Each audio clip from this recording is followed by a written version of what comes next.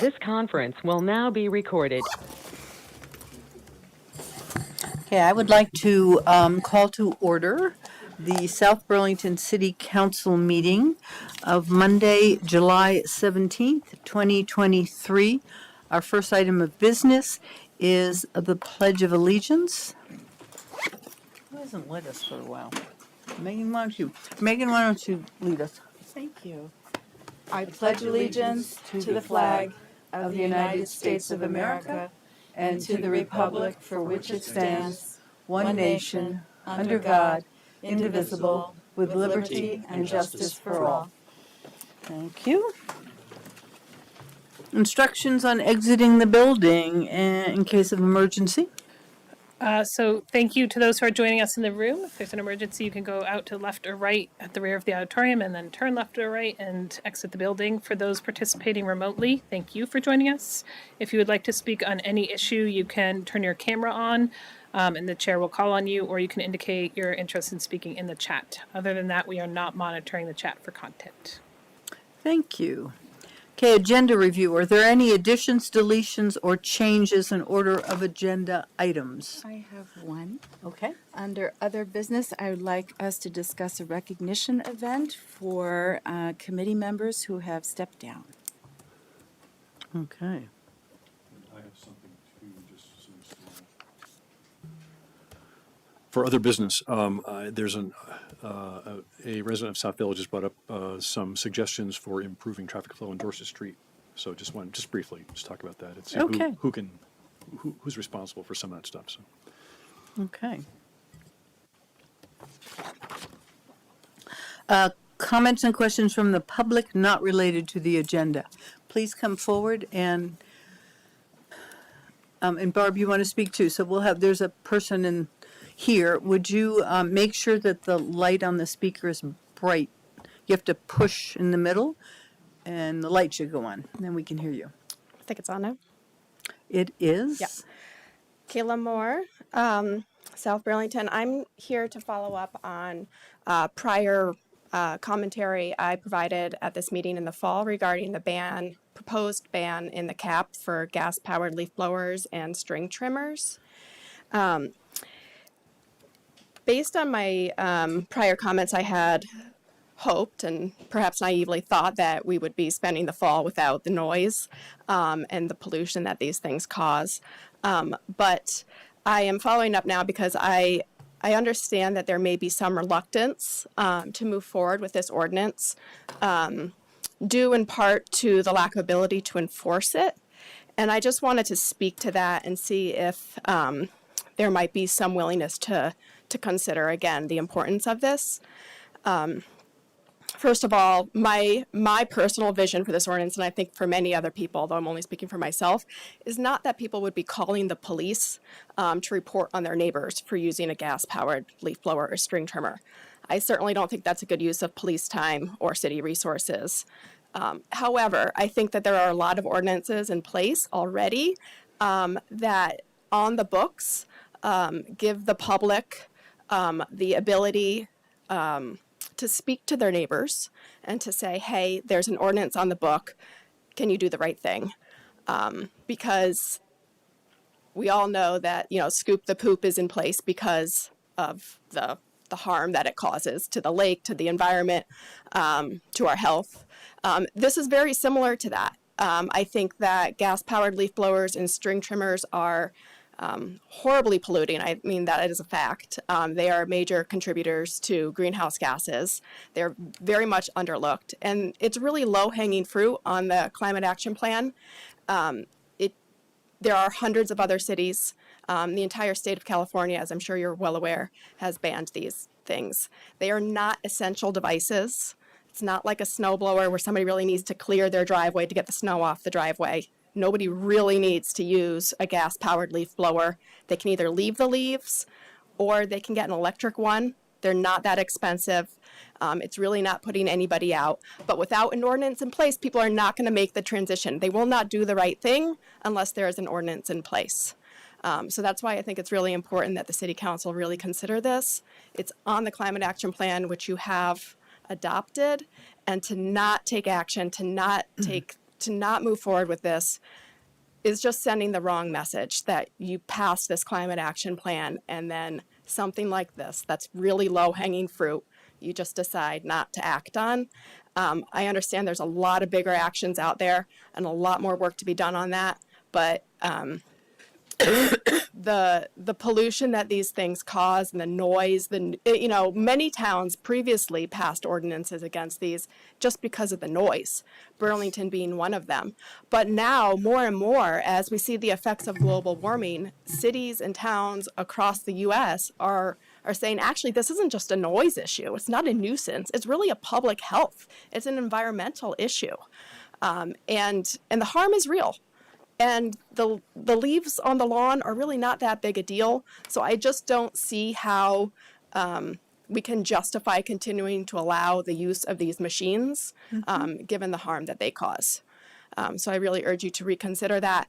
And then second, the other point related to that is we don't need to strive for 100% compliance. I mean, I understand that, of course, that would be my goal, but with many ordinances, it's not about 100% compliance. It's about telling the public what the expectation is to do the right thing, to make the change, to transition to electric. And many people will then just make that change on their own. And if they don't, then they can say to one another, they can say to their neighbors, they can say to their landscaping company, hey, there's an ordinance in place. Can you please make sure you're complying with this. It's not about calling the police and using city resources to enforce it. So I really hope that that's not what's standing in the way. And then I have one other item which I wanted to just comment on quickly regarding the Hubbard Park bike path. Well, that's on our agenda. Okay. So we will take public comment when we get to that, and it's pretty quick. It's number 8, which sounds like it's a long way away, but the stuff in Okay. between is pretty quick. Okay, well, I'll hold off for that then. Thank you. Helen? Yes. Could I just say something? At our retreat, we all had spoken about how our counselor corners could be used for these kinds of directives to the public and setting an example to the public about things that we can't necessarily put into law because of enforcement issues. And this is not the only issue. There are others.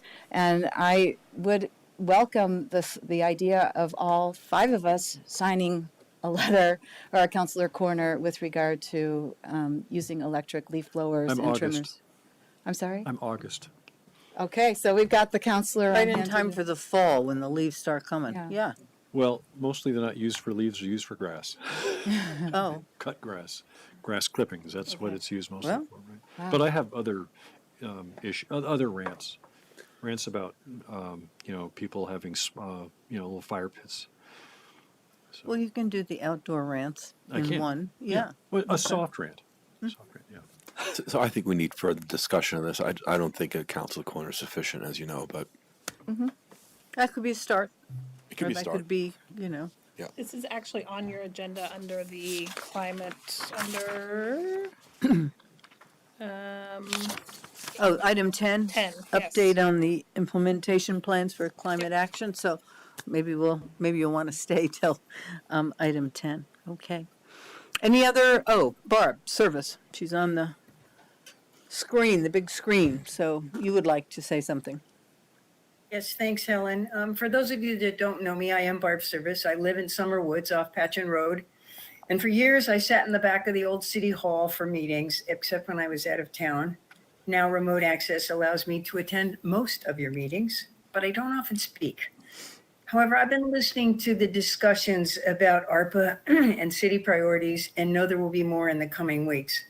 And alas, an ailing family member out of town needs my help, and that needs to be my focus. And even tonight, 9,000 Girl Scouts are expecting me to join them in about 20 minutes. But I wanted to be here to be able to share a couple of thoughts. The ARPA funds have created a new conversation in South Burlington, and the decision about their use could have significant impact on our city. In the past, we've had lively discussions about a variety of topics that affect our city. Of late, that balanced perspective seems to have been lost. The talk is most often about climate change. The recent flooding across our beloved state is yet another reminder of the impact of climate change. And I agree that we need to be concerned about the future for your children and your grandchildren. However, I also think the council has lost sight of the fact today's children and families need help too. The housing crunch is not going to be solved by more $750,000 homes purchased mostly by out-of-staters. Maybe there are a few modest units included, but even the definition of $319,000 as affordable doesn't work for many South Burlington families. Then again, who said South Burlington has to be responsible to solve the housing problem for the entire state? In mine and my parents' generation, the American dream was a college education and home ownership. Much as it saddens me as a retired college president to say so, a college education is not necessarily required for everybody. I think both of those goals have been moderated. Many people live productive, enjoyable lives without a college degree or owning a home. And rather than a dream, there's a basic need for food and housing security and good physical and mental health. Is there some reason we can't consider nice apartment options at reasonable prices? All too often lately, I've actually heard people say, I like the idea of renting. If there's a problem, I can call somebody else who has to come and fix it. At the same time, I think we've already lost the concept of a city center that included open space. Had I understood form-based code, I would have been among the vocal opponents. Now we have a city center that's beginning to look like a major environment with Vermont's concept of high rises and little open space for people to be outdoors or for children to play. Yes, there is open space in the SEQ, but what about the rest of our city? What about the parts of the city where middle income folks live, much less those with housing subsidy? South Burlington, I think, is losing its concept of community by listening only to the loud voices. And I'm asking the city council to take a step back, to think about the many who cannot afford to live in the SEQ. And while the voices of those in the SEQ are correct about the protection of open space, at least to me, some of them sound self-serving and NIMBY-ish, even though I know that's not what they are. Mine is the voice of one who doesn't live there. And I support the protection of Hubbard Park. And I wish I could stay tonight to voice that support, but I can't. I do not support the continued covering of the little open space left outside of the SEQ. I don't support 8-story high-rise housing, nor I just support more expensive homes with a modest allocation for a few. Morrisville was recently in the news. They came up with something that worked. We have something like that. Can we do some more? Let's do our part, but we don't have to do all of it. So yes, climate change is real, but so is the need for modest housing and spaces to play. Yes, even a recreation center for children and adults to recreate in the cold of winter, or like recently, inside from the unsafe air created by fires in our neighbors to the north. And I did listen to the discussion with the school board, and I know the dynamics of some of that, but I still want to say, let's not lose sight of the potential for a recreation center. So I want to be proud of my city.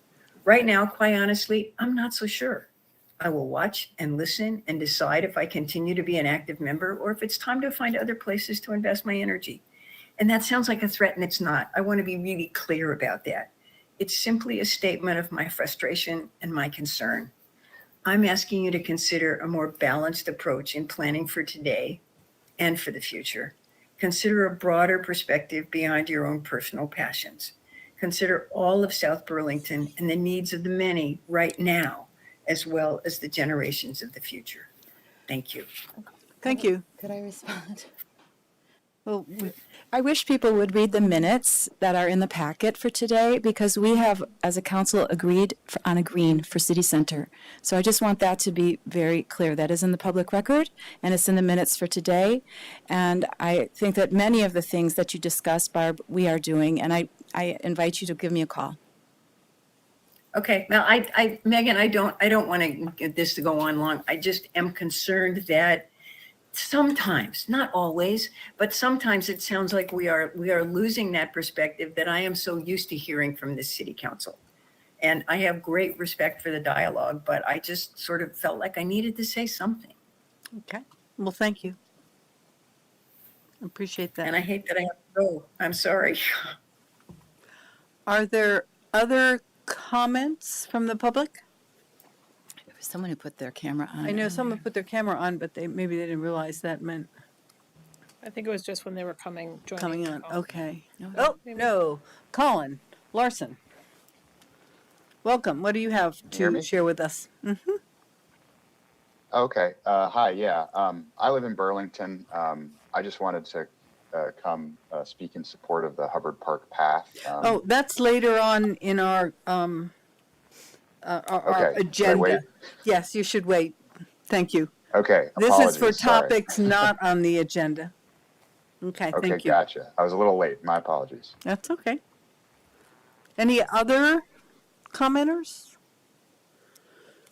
Okay, before we move on to councilors' announcements and reports, and we are going to hear from the city manager, I just wanted to recognize that how lucky this community is to have avoided some of the horrific flooding and consequences of several days of intense rain.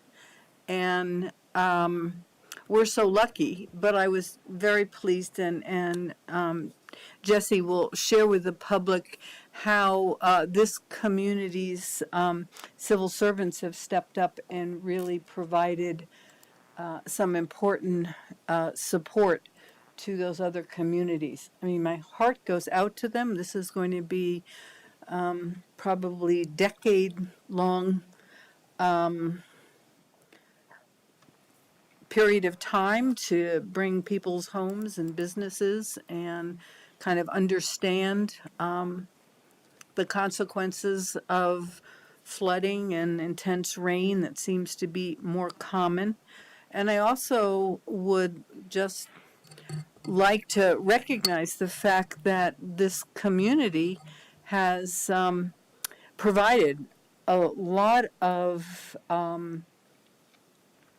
infrastructure for rainwater and I think and the open space that we have bought and invested in, and I think that has helped contribute to being a place that isn't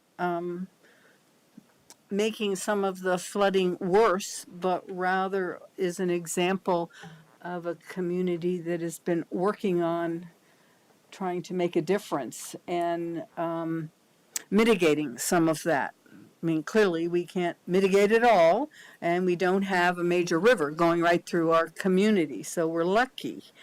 But I think we've also put in place a lot of zoning and development rules that help mitigate that and have better consequences for our community. So I just wanted to say that, and I hope everyone can contribute in whatever way they're able to help some of the other Vermonters who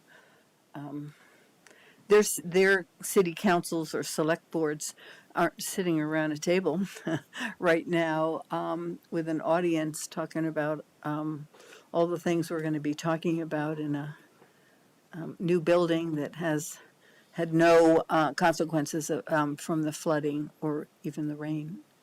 So we're really pretty lucky. Okay, so moving on to number 5, councilors' announcements and reports on committee assignments, and then, of course, the city manager's report. Andrew, you want to start? I attended an energy committee meeting. The energy committee is going to be hosting an event at the end of September, the Energy Festival. They have lots of folks already signed up to exhibit. I think it should be a really good educational event for the community. The committee continued going through the comp plan, and I think made some really good comments, and we'll see more from them on that front. I attended the planning commission meeting as they continued to go through the comp plan. I thought that was a good meeting. I attended an event at Common Roots, where Common Roots has a vision to provide housing, affordable housing, for farmers and the support personnel to manage our 700 acres of farms in South Burlington, to provide child care, to provide a place where all those farms can sell their goods for season, a farm stand. I thought it was a really powerful vision, and if they can accomplish all of that, dovetails with a lot of important city goals. And I'd love to start a dialogue as to whether we can partner with them, whether we should partner with them. So I think it's an interesting opportunity. And anyways, more to be said on that front. Okay, great. Thank you. Tim? Yes, thanks. I attended the Pension Advisory Committee meeting last Tuesday. Just a couple quick things to report. We had a year-to-date increase in the balance of the pension by about 3.1 million to a balance of around 43 million as of last Tuesday. The second quarter gain was around 3.5%. Based upon their recommendation, we decided to make some very small changes. We ended up moving 2% from emerging markets equity and frontier to world equity. And we decided to liquidate all the diversified short-term fixed income into the limited duration fixed income, which was about 5% of the entire portfolio. And we voted unanimously to take those actions. And Dave Capel is pretty much permanently taken over the representation by SEI of our portfolio from Pat Blizzard, who is moving on to other positions. So it was Pat's pretty much his last visit here to Burlington, unfortunately. So, but yeah, it's a good meeting.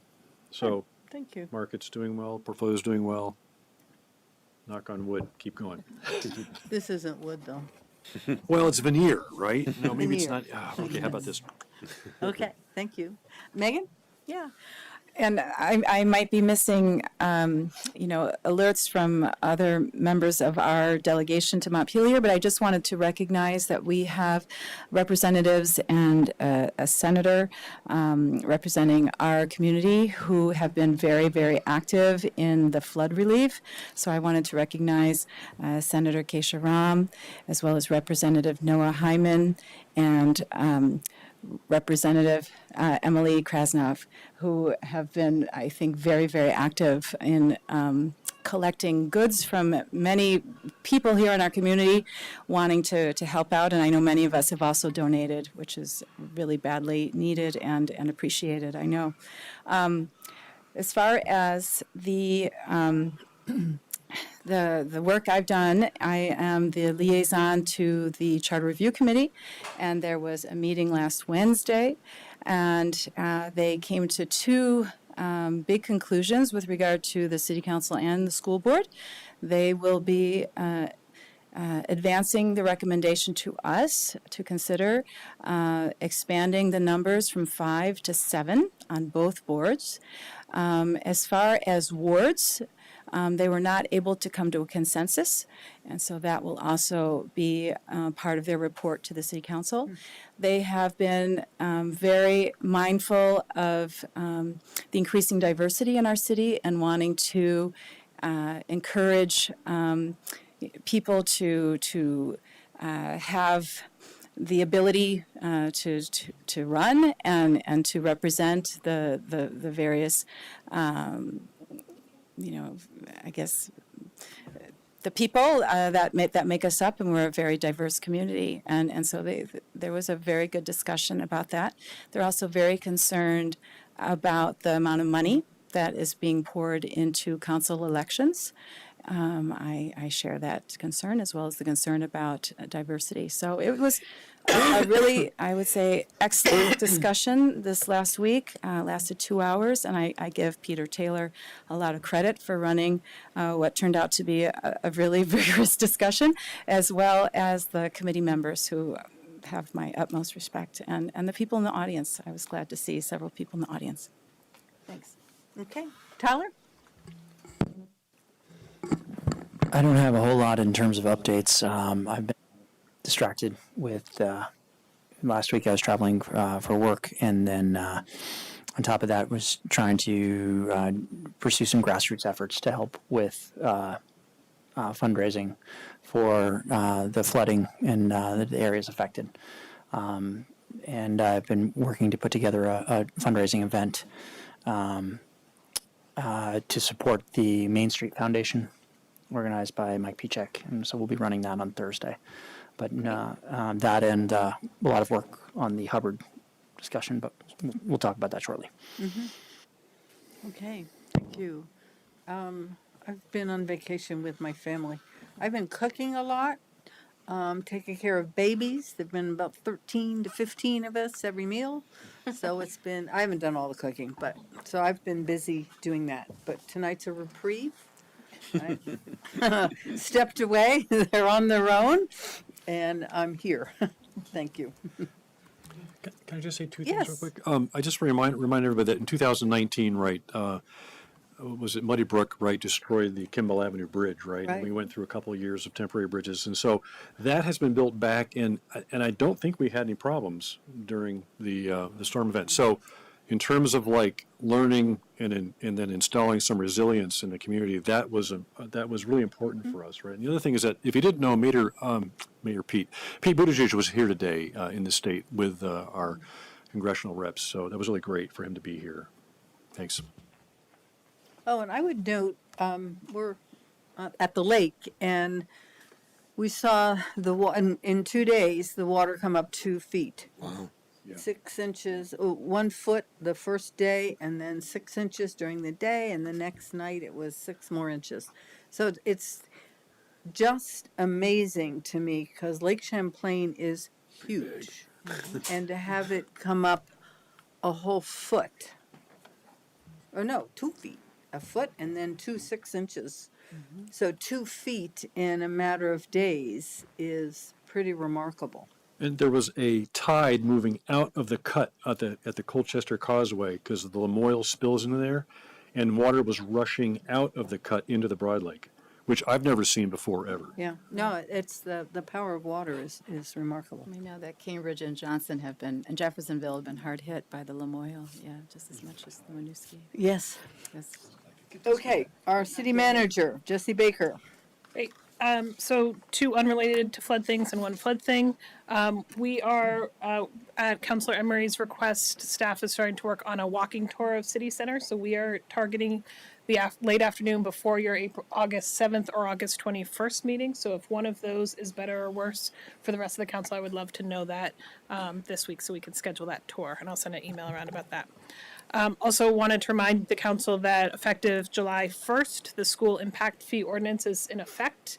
So that is starting to collect half of the school impact fees. The second half will be added January 1. So in terms of flood response, echoing the council's comments, a lot of the infrastructure investment that this community has made in the last 10 years, led primarily by Tom DePietro and Stormwater, really did help protect our city, and we're very thankful for that. As a result, we were able to dispatch some of our experts to help our neighboring communities, and I wanted to highlight that today, not only to thank the staff for their willingness to do that, but also thank the community for the support to do that. These are professionals that we've invested in, that we've trained, equipment we've purchased, and it meant a lot to the crews to be able to go and help their neighbors and bring that expertise to them. So on July 12th and 13th, we had our street sweepers down in Montpelier with a crew, moving the mud and debris off of the public right-of-way, helping to move the debris off the public right-of-way. On July 12th and 14th, we had our water quality superintendent and some of our wastewater treatment plant operators bring what turned out to be about 60,000 gallons of sludge from the South Burlington Airport Parkway water treatment plant down to Montpelier. This is one of my personal favorite municipal stories of the year, but kind of gross. Basically, the bacteria in the Montpelier wastewater treatment plant got so diluted as a result of so much water flowing through the plant that we reseeded that treatment plant with bacteria from South Burlington. Yogurt starter. Sourdough starter. There you go. I think it's great. It's very helpful for them because it doesn't work without the bacteria in the plant. That's right. Additionally, on July 13th and 15th, we had a crew of about 8 down in Berry City, helping to remove debris from downtown and get that city operational again. And then on the 14th, we had a crew of 2 with our Vector truck in Waterbury, helping to get mud out of basements, as well as one of our new firefighters down working with a crew from St. Johnsbury pumping out basements. So we're really thankful for the community support to be able to use our training and equipment in that way. And a huge thanks to the crews who did that work and helped our neighbors. That's all I have. Okay, thank you. Moving on then to the consent agenda, we have 3 items. Disbursements, approval of minutes from June 19th and June 26th city council meetings, and approval of the Energy Committee's application for Municipal Energy Resilience Program. So Grant. I'll move that we approve. Second. Is there any discussion?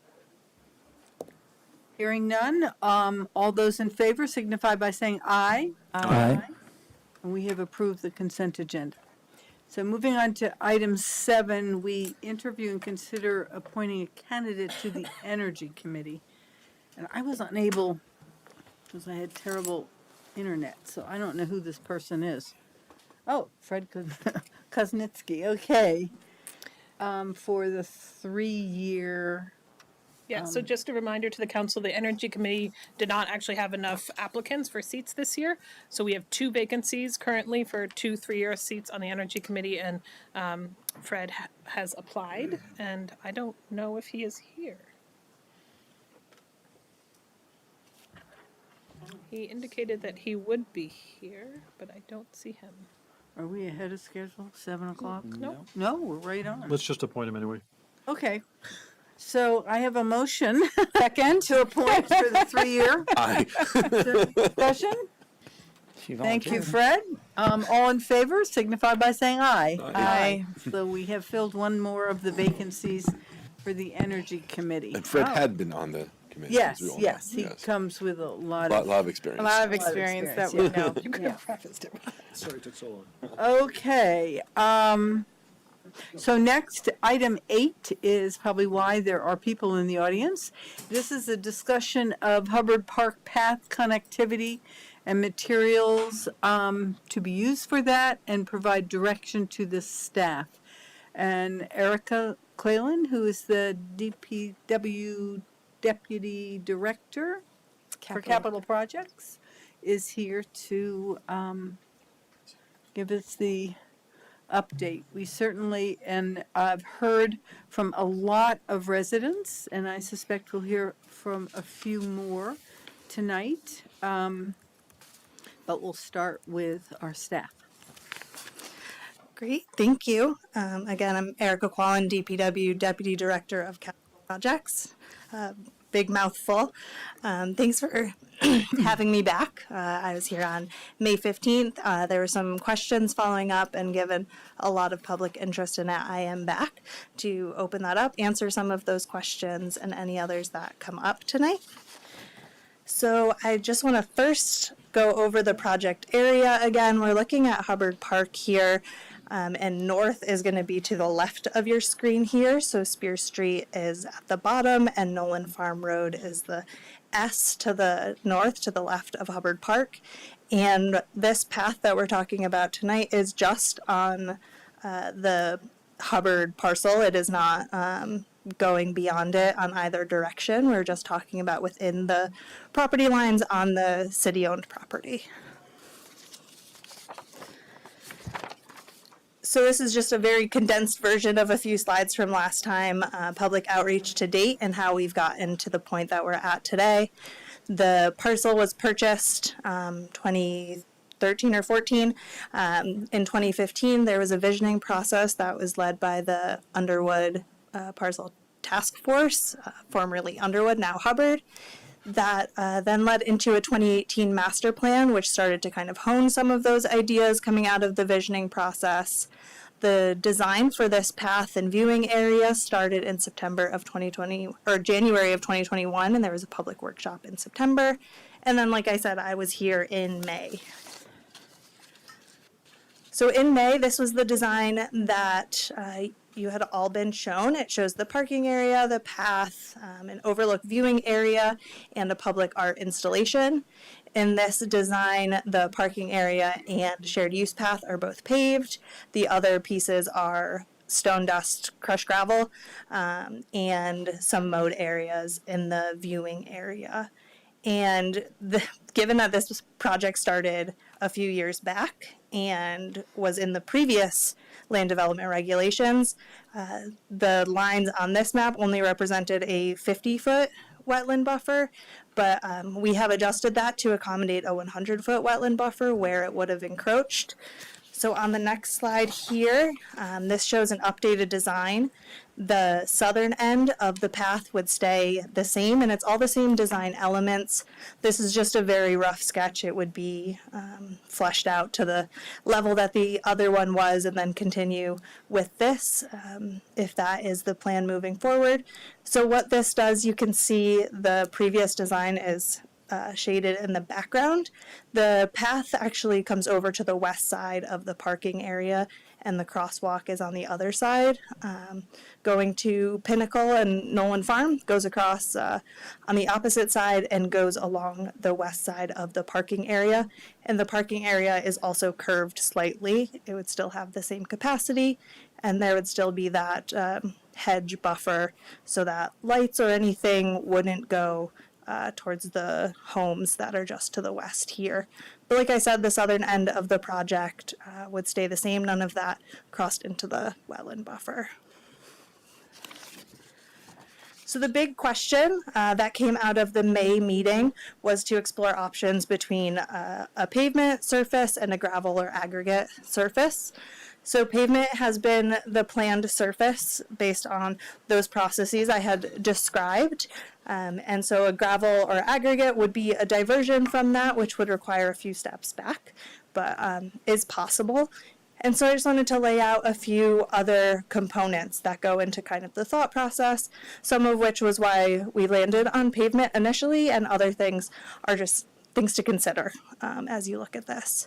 So underneath the pavement, there is 18 inches of different surfaces, compacted gravel, to make sure that it is stable. And all of that is still needed for the gravel and aggregate. So it would be the exact same minus that couple inches of pavement on the top. So you can see here, oh, I see a typo that says subbase and asphalt, but the 21.5 and the 18 inches are the correct numbers of how deep materials would have to be introduced. The pavement, accessibility has been a big conversation. Pavement stays accessible for a very long time, while aggregate, when properly compacted, is technically ADA compliant. It can rut really easily from water or from frequent use, so it would have to go through quite a bit of maintenance to maintain that accessibility. And some of it is also perception of folks if they want to use gravel or not. But when it is newly constructed, it does technically meet ADA guidelines there. Like I mentioned, the gravel or aggregate requires a bit more frequent maintenance to introduce new material and regrading it to keep that level compacted surface. Whereas pavement is a bit more low maintenance over its initial lifetime. It does require some heavier lifts when it needs to be replaced, of course. But on the yearly basis, it's a lower maintenance option. Pavement it would be consistent with the path network that is planned off alignment of Spear Street. And gravel or aggregate is a bit more consistent with some of the other open space areas. But again, looking at this as the path and also part of the network. So those are some things to consider there. Both are considered impervious, requires the same amount of stormwater treatment. On pavement, as Tom has mentioned before, and he's here to answer maintenance questions if they come up also. Pavement can be plowed, so it would be a 4-season use, and gravel and aggregate can't be paved. So the construction cost is a bit cheaper up front for gravel, a gravel path, so that is the same exact cost minus the cost of the asphalt itself. And so this is just the upfront construction cost, $175,000 for the pavement and $140,000 for the gravel. I know this is lower than the cost we showed before, but this is just for the path section. This does not include the other elements, and does not include the parking area also in this calculation. So just lastly, probably should have put a QR code here on on there also. But the project website has been updated with recordings from the May meeting, recordings of the public forum from 2021, and some history about the project and all of the different studies and visioning processes that have happened. They're all on the South Burlington website. You can go through the Rec and Parks website, go into the directory of parks, and go to Hubbard, and you can get a lot of information there.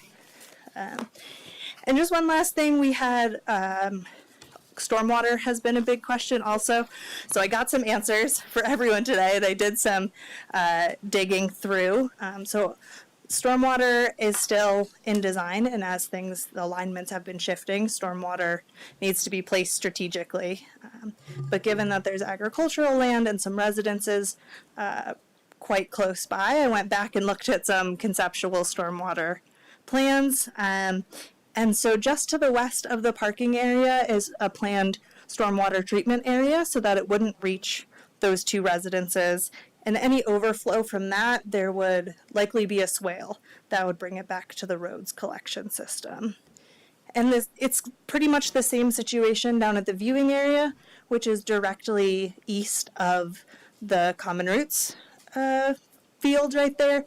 And it would be the same process, a stormwater treatment facility with overflow going into a disconnect or a swale that would bring water around the fields rather than going right through them. So I got those answers today for you. So they're not in the slides, but I wanted to make sure I had that for you. Do you have a cost estimate for? The stormwater we do not have a cost estimate for. I think there was just a single estimated line item in the previous estimate for that total cost, but I'm not sure exactly what that number was.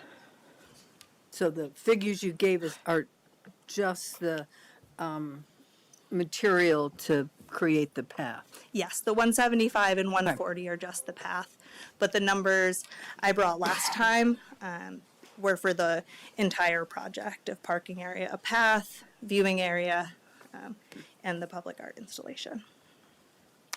Okay. Any other questions? Yes. Thanks for this update. Does the cost, is it just for the path within Hubbard, or does it include penetrating into the South Point area to the edge of the Bellavance property? It does not include that section. It includes the crosswalk to get across Nolan Farm and the curb work that would happen there, but it does not go outside of the park property line going south. Do you have an estimate for that yet? We do not. That hasn't been part of this project. Right. This project is only in the park for now. That would involve, right now there's a somewhat of a bridge through there. So it would be a bit more of an involved design going over the wetlands through there. Do you know if we have all the easements that we need to get from Hubbard to the edge of South Point? Does anybody know? I believe we have an easement. Okay, yeah, I'm just asking, yeah, okay. Yeah, All right. since it was on the comprehensive plan and on the official map, when that went in, I am quite certain we have it, but I won't put it at 100%. Thank you. Okay, any other questions? I just had a question. Could you just address what thought was given to cement, which pollutes less? I know it's more expensive and it's much more CO2 in production, which is something that everybody in this room is aware of. But it is it's better with regard to the heat that's generated in addition to the leaching that asphalt provides. At this point, we hadn't explored cement through this area, looking at it kind of like a concrete sidewalk, the same way that it would be poured there. It has not been explored. A lot of that is due to the cost. And do our materials allow for one continuous slab? Our equipment, I mean, allow for one continuous slab, like on a highway, for instance? Or would it be the blocks like we see on our sidewalks?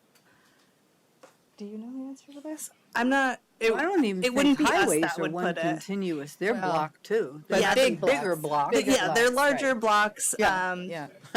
I'm not sure. Okay. Like the floor of Right. this building, Like a solid the board. foundation of this building, for instance. Yes, technically it's possible because we have examples of that, but I'm not sure. It wouldn't be our crew and equipment that would do it. We would contract this out anyway. But yeah, Thank you. yeah, thank you. Other comments or questions from the council?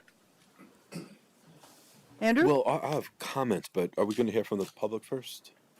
Well, if you have some questions No for Erica, questions. then that would be good to do now. If not, we can open it to public comment. Could we ask Erica questions before she leaves? Well, I guess that makes sense.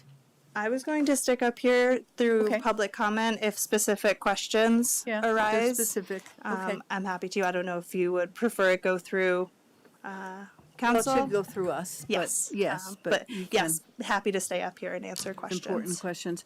I would also just like to let the public know that we have had, well, I didn't count them, but we had, It's about 150 pages. okay, 150 plus or minus comments from individuals. I suspect all of us have read all of them.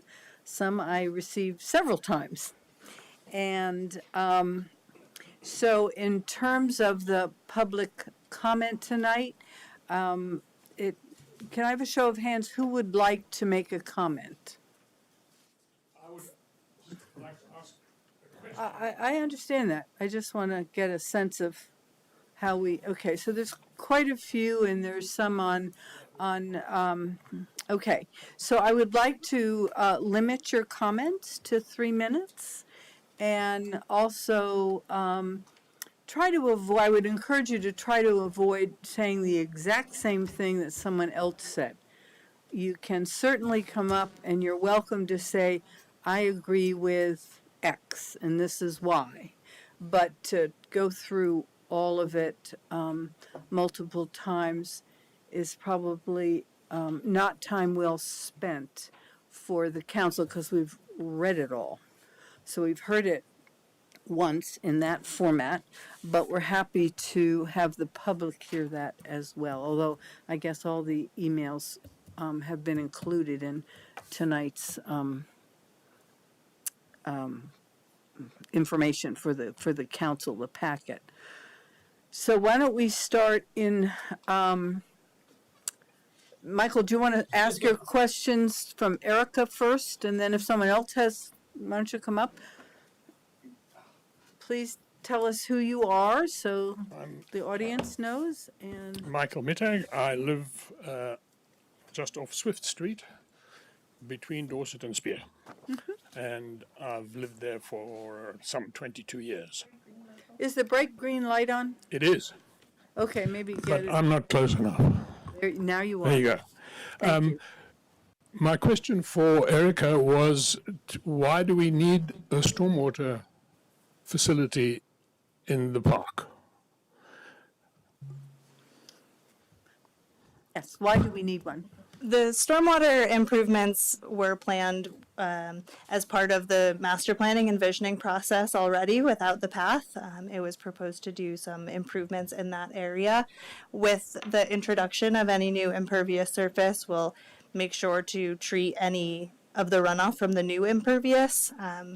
But it was called out in those two, the 2015 and 2018 plan, to improve it anyway.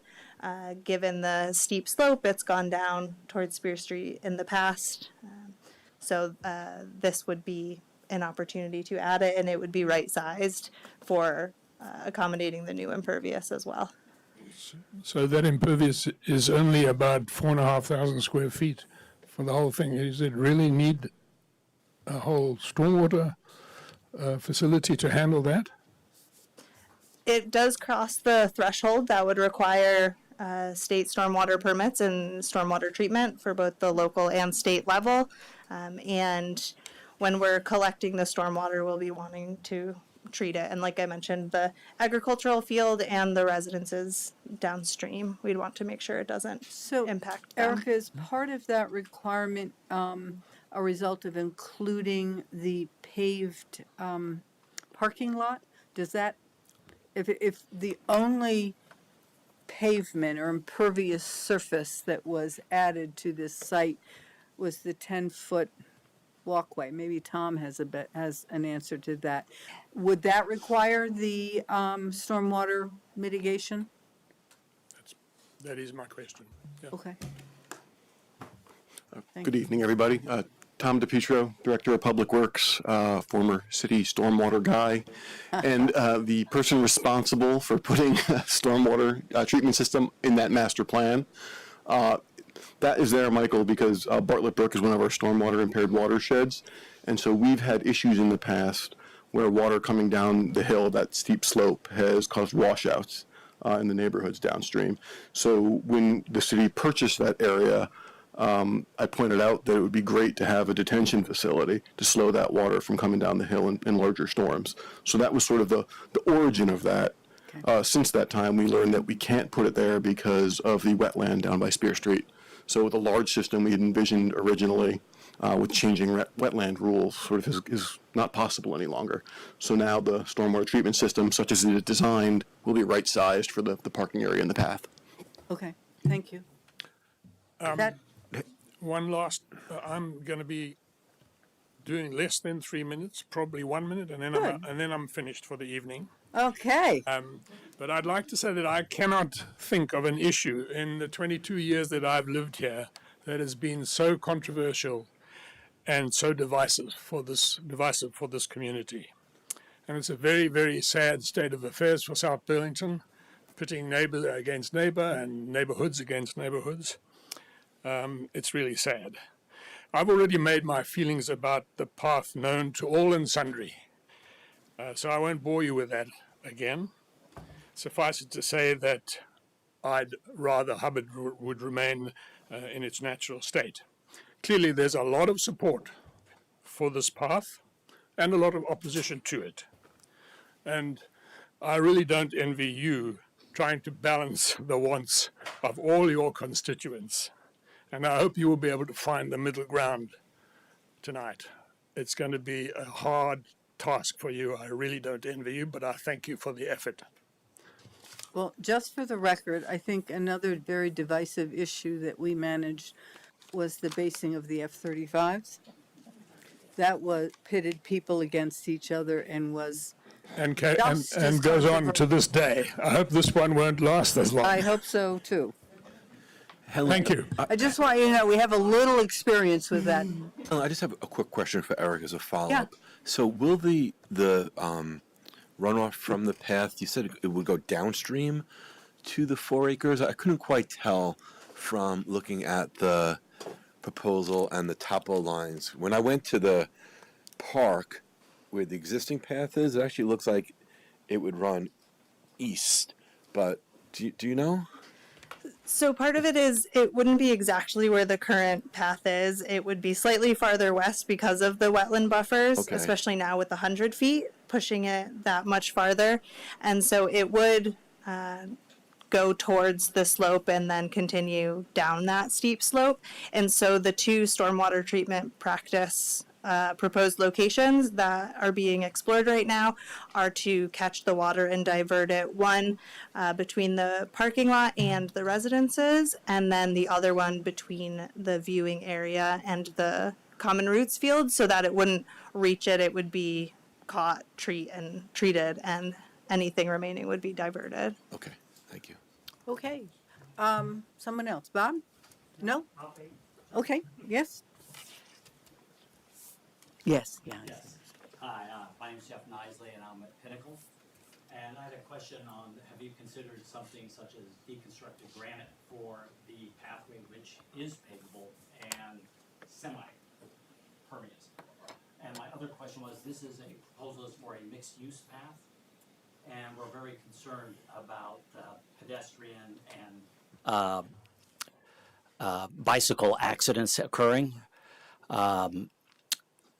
There are studies that have looked at this. on a shared use path, the rate of accidents is about 8.6 accidents per 100,000 bicycle hours.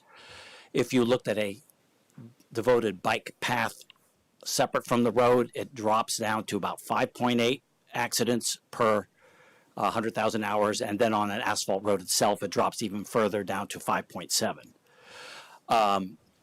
We would like to make it as safe as possible and to separate, because the people who live in those neighborhoods tend to be more elderly, and the health department and other groups want people to walk out as much as possible, get exercise. It's good for them. Having a path that is solely for pedestrian traffic would be preferable, since nationwide, there's about 100,000 bicycle pedestrian accidents occur, resulting in hospital visits. They estimate it's about 50 times for near collisions between pedestrians and bicycles. So we're very concerned about that. So just for me to be clear, you're representing just yourself, is that right? Or the whole? Well, I actually am on the board at Pinnacle, so I kind of know what they're doing. Yes, the board would prefer that a separate, we prefer not to have the proposed bike path be asphalt at all, and have a semi-porous kind of construction, even though it would be more expensive without a doubt, because you'd have to have stabilizers with decomposed granite. But whatever the surface is, your position is that it should be exclusively for pedestrians? Yes, as opposed to bicycles, since it'd be much safer, and all the neighborhoods could use it. It'd be for all, and it's mainly a safety issue. Okay. Can I ask, what survey are you referencing? What data are you referencing when you say that it's safer? No, this is from Australia, and they did a large study of it. The 1,000 bicycle accidents is from our country, and that's the National Institute of Health. Do you know when that was conducted? The National Institute of Health was in 2018, 2019. That's where the data came from. Okay. I'm not sure when the Australian study came out at a similar time, but I'm not sure what time period it entails to get their data. So is that a policy that you would like embraced throughout all of our paths? Because as I understand it, most of the paths, if not all of them in the city, are mixed, pedestrian and bicycle. I mean, they don't even have a line down the middle where, some places it's... No, I'm just giving you the information for your knowledge about the shared path. But since this is a specific area, we'd like to keep it as natural as possible, and we would like people to be able to use it. And there are other ways for people to get from South Village. I mean, there is a proposed part of the bike path from Nowlin Farm Road down Dorset Street to Midland Avenue. That's a blue dotted line. That's part of your master plan. It makes more sense to put it there and not ruin the natural area. Okay, thank you. Okay. Someone else? Raise your hand. Yes. Beth.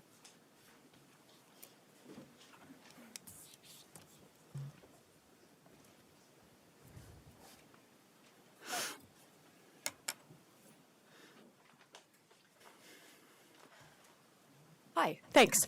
Beth Zygmunt, 338 Golf Course Road.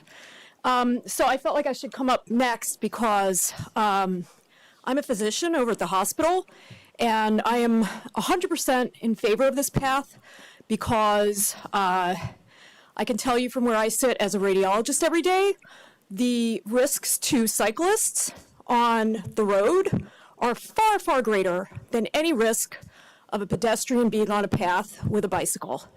When people get hit by cars on their bikes, they are killed.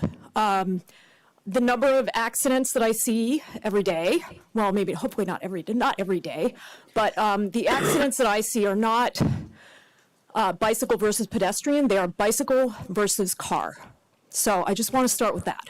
I also want to just make a couple of other comments. You all received my letter, so I'm going to be very brief. I think that when we look around today outside, there's fog outside at 7:30 in the evening because there are wildfires raging in Canada. There are people in the state that are reeling from the effects of catastrophic flooding. There are heat waves scorching the planet, all corners of the planet. We must stop burning fossil fuels.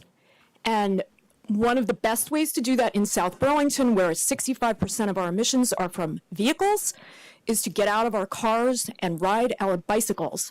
I know people personally who live south of Hubbard Park who will not ride their bikes to work because I work at the hospital. They will not ride their bicycles into town or to the hospital because they're afraid of getting killed. So I will leave it at that. I think you all got the gist of it from my letter. I would also say that I have a lot of respect for a lot of the folks who are coming out in opposition to this path, but on this one, I think they're absolutely wrong. I would ask them to just do a quick accounting of the carbon dioxide emissions savings from riding a bicycle versus driving a car. Say 5 miles in each direction, 10 miles round trip to and from the hospital, say 6 months out of the year on work days, and balance that number, which is hundreds of kilograms of carbon dioxide per person, per vehicle, balanced against the impacts of a single bike path through Hubbard Park, the environmental impacts of a single bike path through Hubbard Park. So I'll leave it at that. Thank you. Thank you. Someone else? Yes, Mike? And then the gentleman with the orange.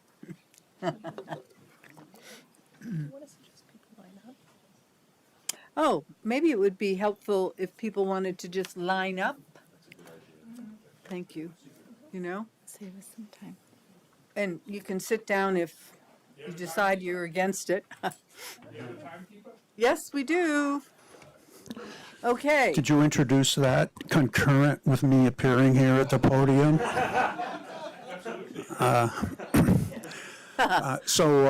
Mike Simoneau, I currently chair the Recreation and Parks Committee, and I was on the task force after Unsworth at the time, now Hubbard, was acquired, as were you, Mike, I think.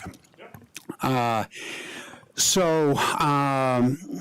Recreation and Parks Committee supports this path being paved. We support the parking area being paved as well. We feel that parks are for people, and this asset, which was acquired approximately 10 years ago, has been very underutilized. And I think it's great that we're in the process of finding ways of starting to use it and plan for its use and getting more folks out there to do so. The original plan that was approved, and I know most of the people in this room are familiar with it, was a lot more ambitious and actually included a venue for people to gather. Since then, things have changed a lot, and right now, the use is probably a practical one, but our committee would actually like to, see other uses find their way into the park. So, Rec and Park supports the paving of the path and the parking lot in the park. Parking lot was is it 30 new slots? That you do support that?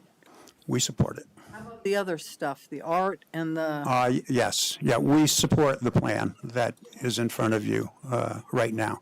I mean, we're always willing to talk. I mean, it's a process, but we like the plan and we support it. Okay, thank you very much. Okay. Next. 2 minutes and 17 seconds for the record. Yeah, did you hear that, Mike? 2:17. So, yeah, okay. I'm Francis McDonald, and I'm a resident of South Point neighborhood, and I live on Upswept Lane. Hold on a minute, we can't hear. Would you start again? I'm sorry. Okay. Francis McDonald. I'm a resident of South Point neighborhood, and I live on Upswept Lane. I I agree that Hubbard is a very valuable asset for our city as a natural area. I would like to see a paved path through Hubbard, as shown on the Recreation and Parks proposal. I think that extends the South Burlington the recreation path network, and it partially completes a missing link between South Village and the remaining network. I would like to see it paved all the way to Parkside. The drawings for our neighborhood show that there is a city right-of-way between the end of the paved part of Parkside Drive and the property line at Hubbard. Mhm. So I believe that there is a right-of-way there that can be used to extend that path all the way to Parkside Drive. I also support retaining all of the existing grass paths within Hubbard, and I really would like to see that the path that's partly being replaced by the paved path to remain grass, so that we could have grass for the people that would like to cross-country ski in the winter, snowshoe, whatever, so that they have a path to walk across, and then have a paved path next to it or nearby for bicycles, and to make it easy for people that need firm footing to walk through Hubbard. I would support a small parking area for maybe 6 or 8 for handicap only, but not the full parking area. I think a much smaller parking area would help maintain the natural area of the park. And I do not support further development of the viewing area or the artwork area. So that Good. summarize my comments. Thank you. Thank you.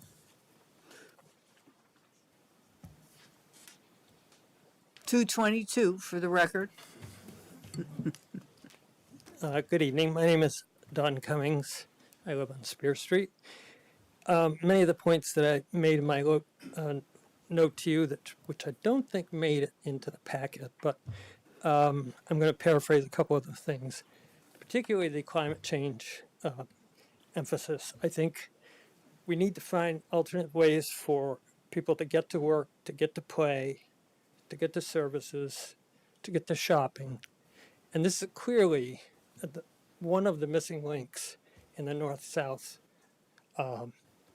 avenue from South Village to the north.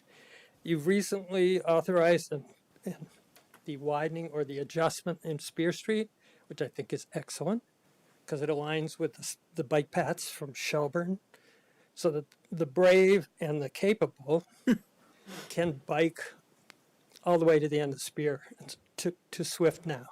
I don't think I would want, if I had young kids, and I do have grandkids, I think I'd be very careful when my wife walks our little grandkid, but she's scared to death to walk our little grandkid on that street. So alternate use paths, I think, are key. And particularly, they need to be paved so that they're accessible and usable. Echoing a point about the parks, the park was acquired, I think, with taxes that we all authorized for recreation and conservation. The park name includes the word recreation. You can't recreate on a park unless you can get to it. So a paved path and paved parking. You've authorized DRB development review, land use regulations that allow for more people to live in South Burlington. It would be nice if they had a place to play too. Lastly, I think the developers around town would think it very odd if you require them to pave paths, but you won't pave one of your own. So I think a paved path, if you're going to require paved paths elsewhere, you should be putting in a paved path here too. There's been some discussion that this is going to adversely affect climate change. To the contrary, if we increase alternate forms of transportation getting into Burlington, South Burlington, it will reduce climate change. Thank you. Thank you.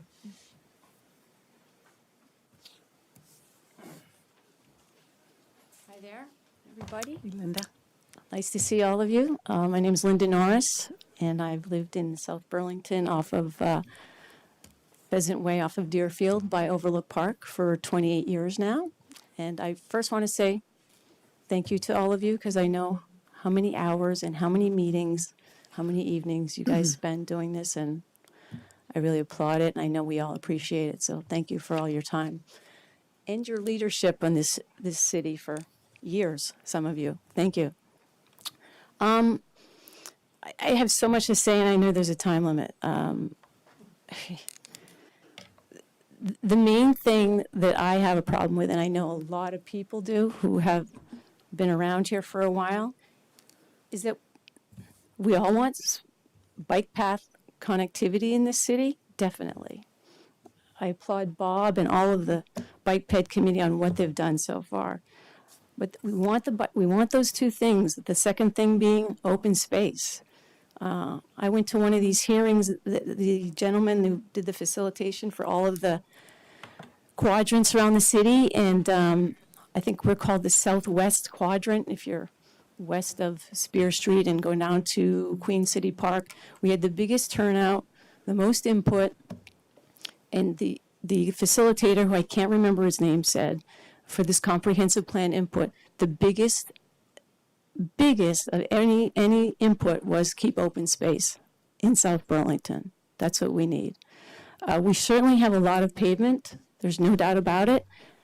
And I find that this field that we spent $1.7 million on is a rural field. It's called the Tom Hubbard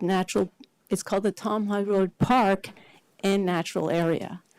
So we have this natural area that you don't get back after you pave it and you change its use and you put in 30 paved parking lots.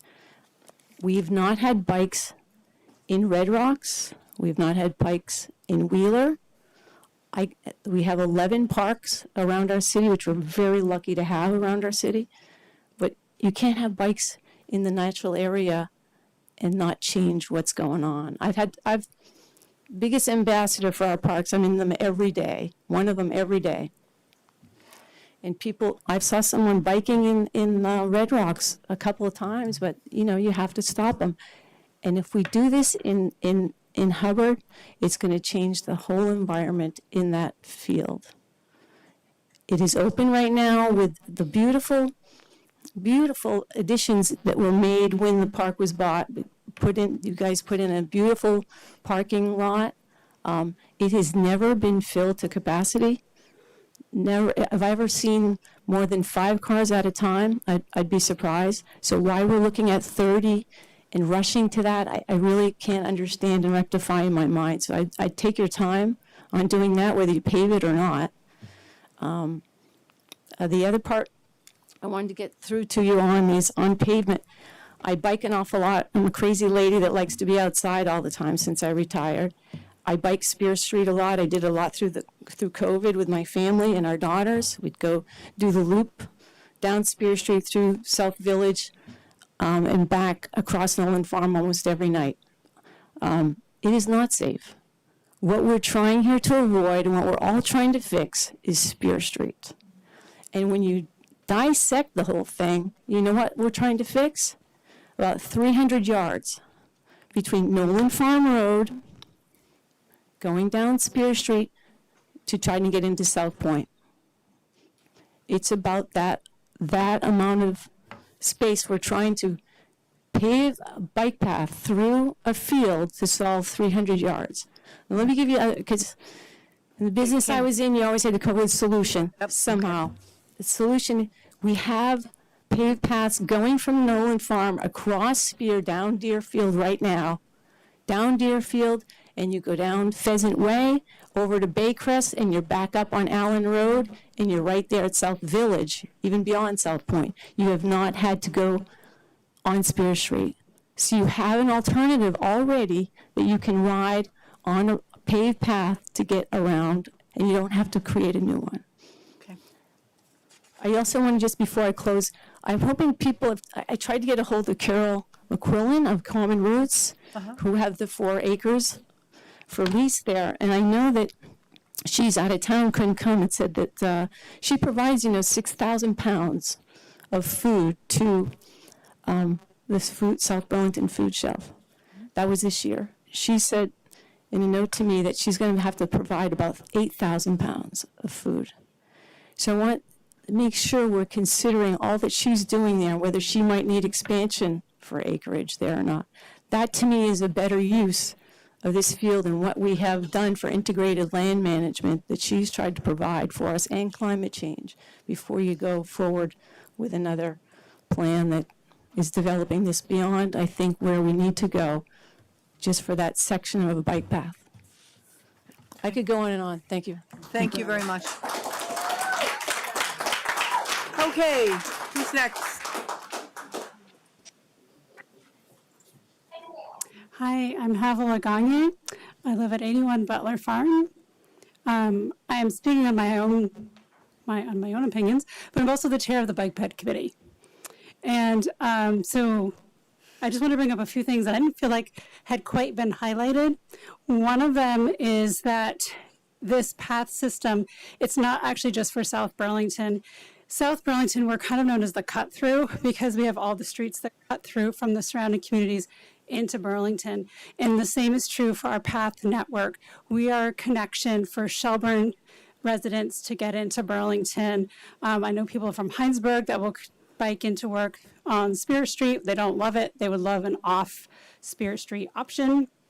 And we're also really connected to Williston, and we're connected to other communities. And so part of our plan, and I think the way the communities are going forward, is trying to make a more interconnected bike route. And this is a portion of that because it is part of the southern access point into Burlington. And I didn't really feel like those things had been in the other letters as much. The next thing was I do support the paved parking. And part of that's access.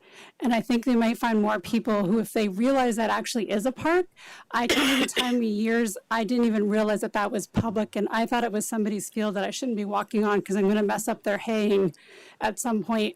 It's also a bit of a tick farm, frankly. Yes. And so I think a lot of people would not use it who should have access. It was purchased with public money. It should have public access. Part of that is parking and not parallel parking all over Noland Farm Road. I wasn't sure what 30 parking spaces looked like, and I was kind of wondering. So I went out yesterday to JC Park because I thought that's probably about the same. And JC Park has 40 spaces plus 2 spaces for handicap. So it wouldn't even be as big as that parking lot, and it may not get as much use. That parking lot also services a playground and 2 ball fields. I think everything else I had to say was already in my letter, and it's in the bike ped. So that's all I wanted to say. Thank you.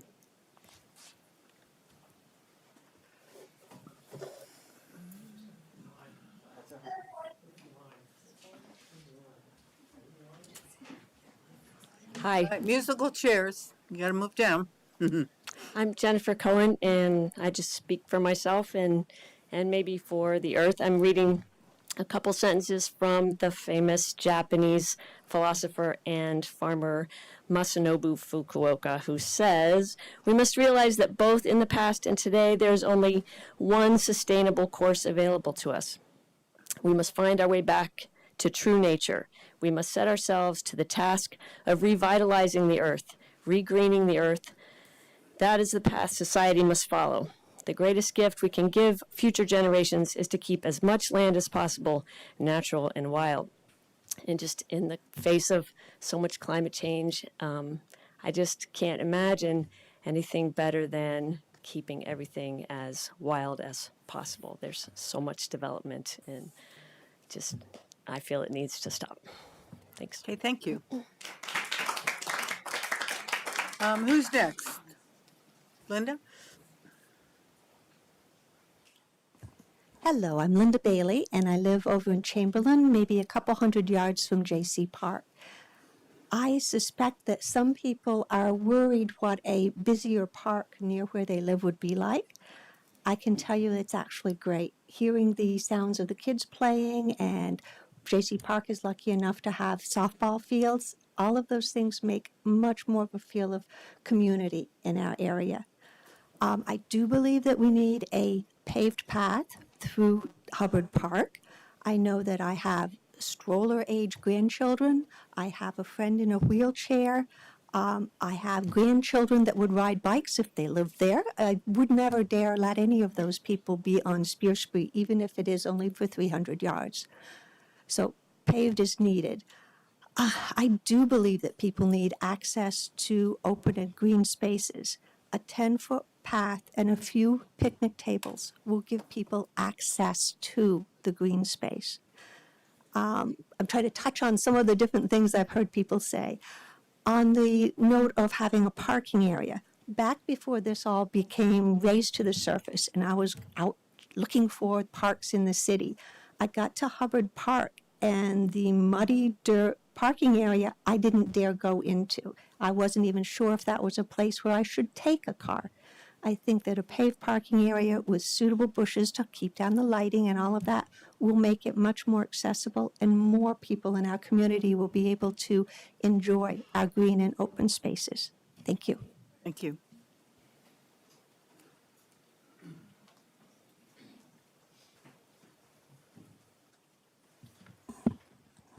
Hello, my name is Bill McMeekin. I live at 74 Nolan Farm Road, which is one of the residences that shares a boundary with the park. Let me start by saying it's the first time I've heard anything said publicly about stormwater treatment since, I guess, back in 2021 when you had your original hearing. So I'm glad to hear that that hasn't died and that my house has been had a really nice dry basement for 25 years, and I want it to stay that way. So, so thank you. I just wanted. I sent a short letter to you, but I just wanted to touch on a couple of things that have come on tonight. Obviously, I'm concerned, and I know there are others concerned about safety, security, and privacy as the park is developed. And I heard mentioned earlier that someone, I think it was Parks and Rec, I don't know if Mike is still here, but said he would encourage further uses of the park. And at a former meeting that I was at, someone said maybe we could have events at the park because it might be a moneymaker. Well, the first thing that came to my mind was, why don't we have a wedding for 200 people down by the viewing area? What would that do for us? Well, it would probably tie up the whole park for 3 or 4 days when they while they brought in the tents and the porta potties, and 2 days to set up, 1 day to have the wedding, and a day to clean up. So I would just caution you in the future about what sort of events you're going to allow and how large they can be. Because if you've got 3 or 4 days for a wedding, that's 3 or 4 days that the public can't enjoy the openness and natural amenities of the park. I'm a biker myself. I'm getting a lot older, and I'm almost to the EV. So I used to complain about hills, and I still do. But I'm sure the EVs will cure that. I'm a little concerned about the speed of electric bikes. I do a lot of biking on the Burlington bike path, and I can tell you at 20 miles an hour, an EV comes by, it gets in your way real fast.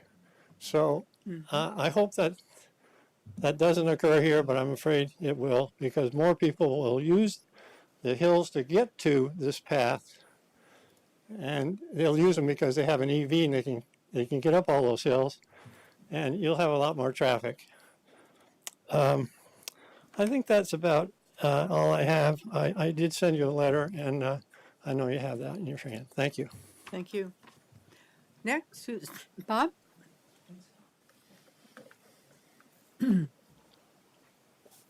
Hey there, my name is Bob Britt. I live at 3 Adams Court, near the park. I'm on the Bicycle and Ped Committee, but I'm speaking as a resident and neighbor tonight.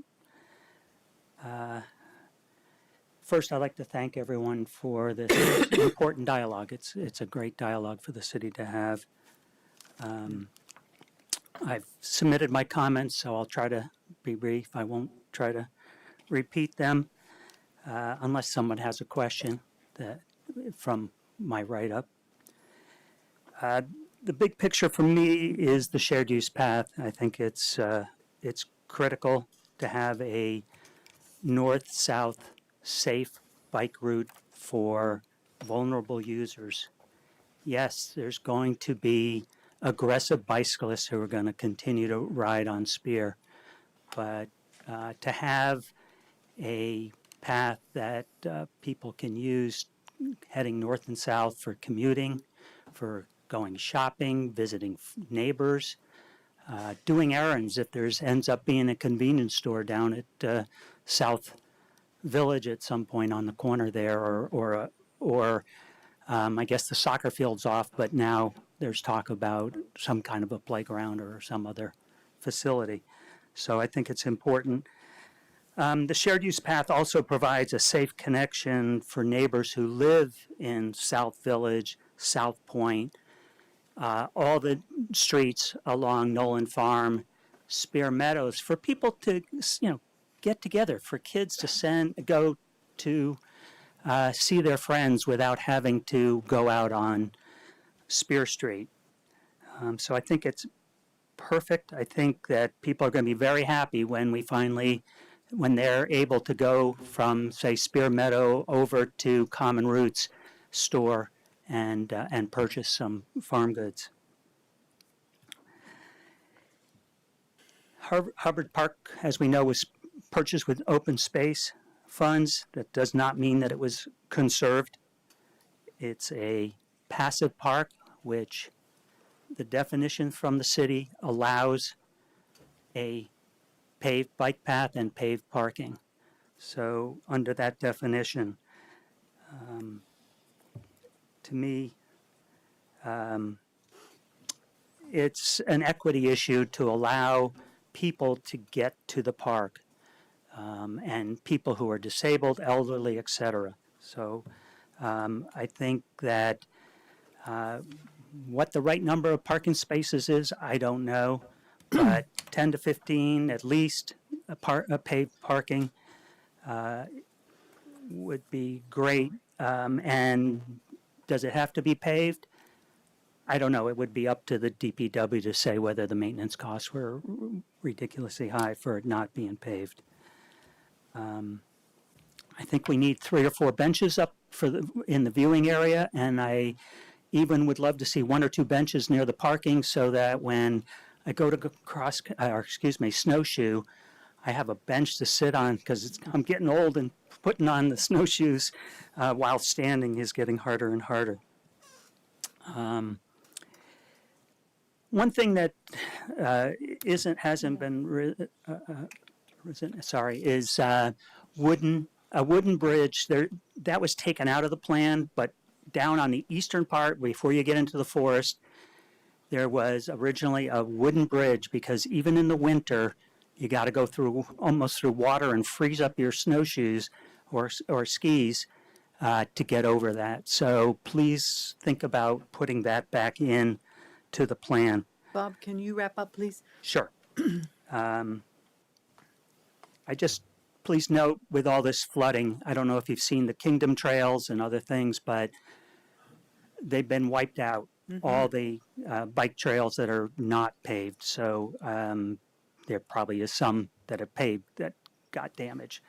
But please do that. And finally, I just want to do a public apology for, in my letter to the council, I said that the DPW missed an opportunity to widen Spear Street when it repaved between Swift Street and Pinnacle.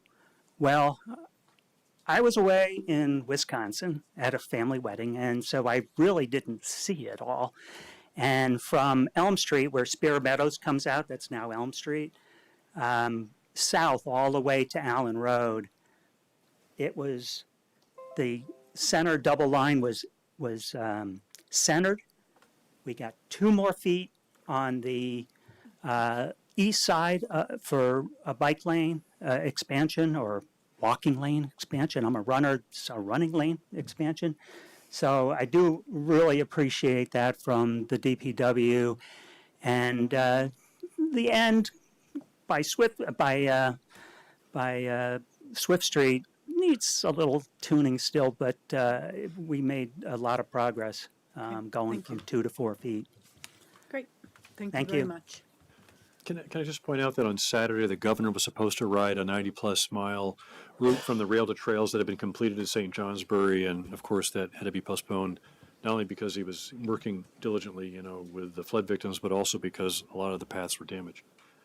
Which is incredible because they were railroad trails that are, I don't know how many feet of rock and stuff they put them on, but they're like a real road. They're not a little path. Yeah. Well, the rails have been derailed. We have hundreds Yes. of miles of Yeah. rails derailed.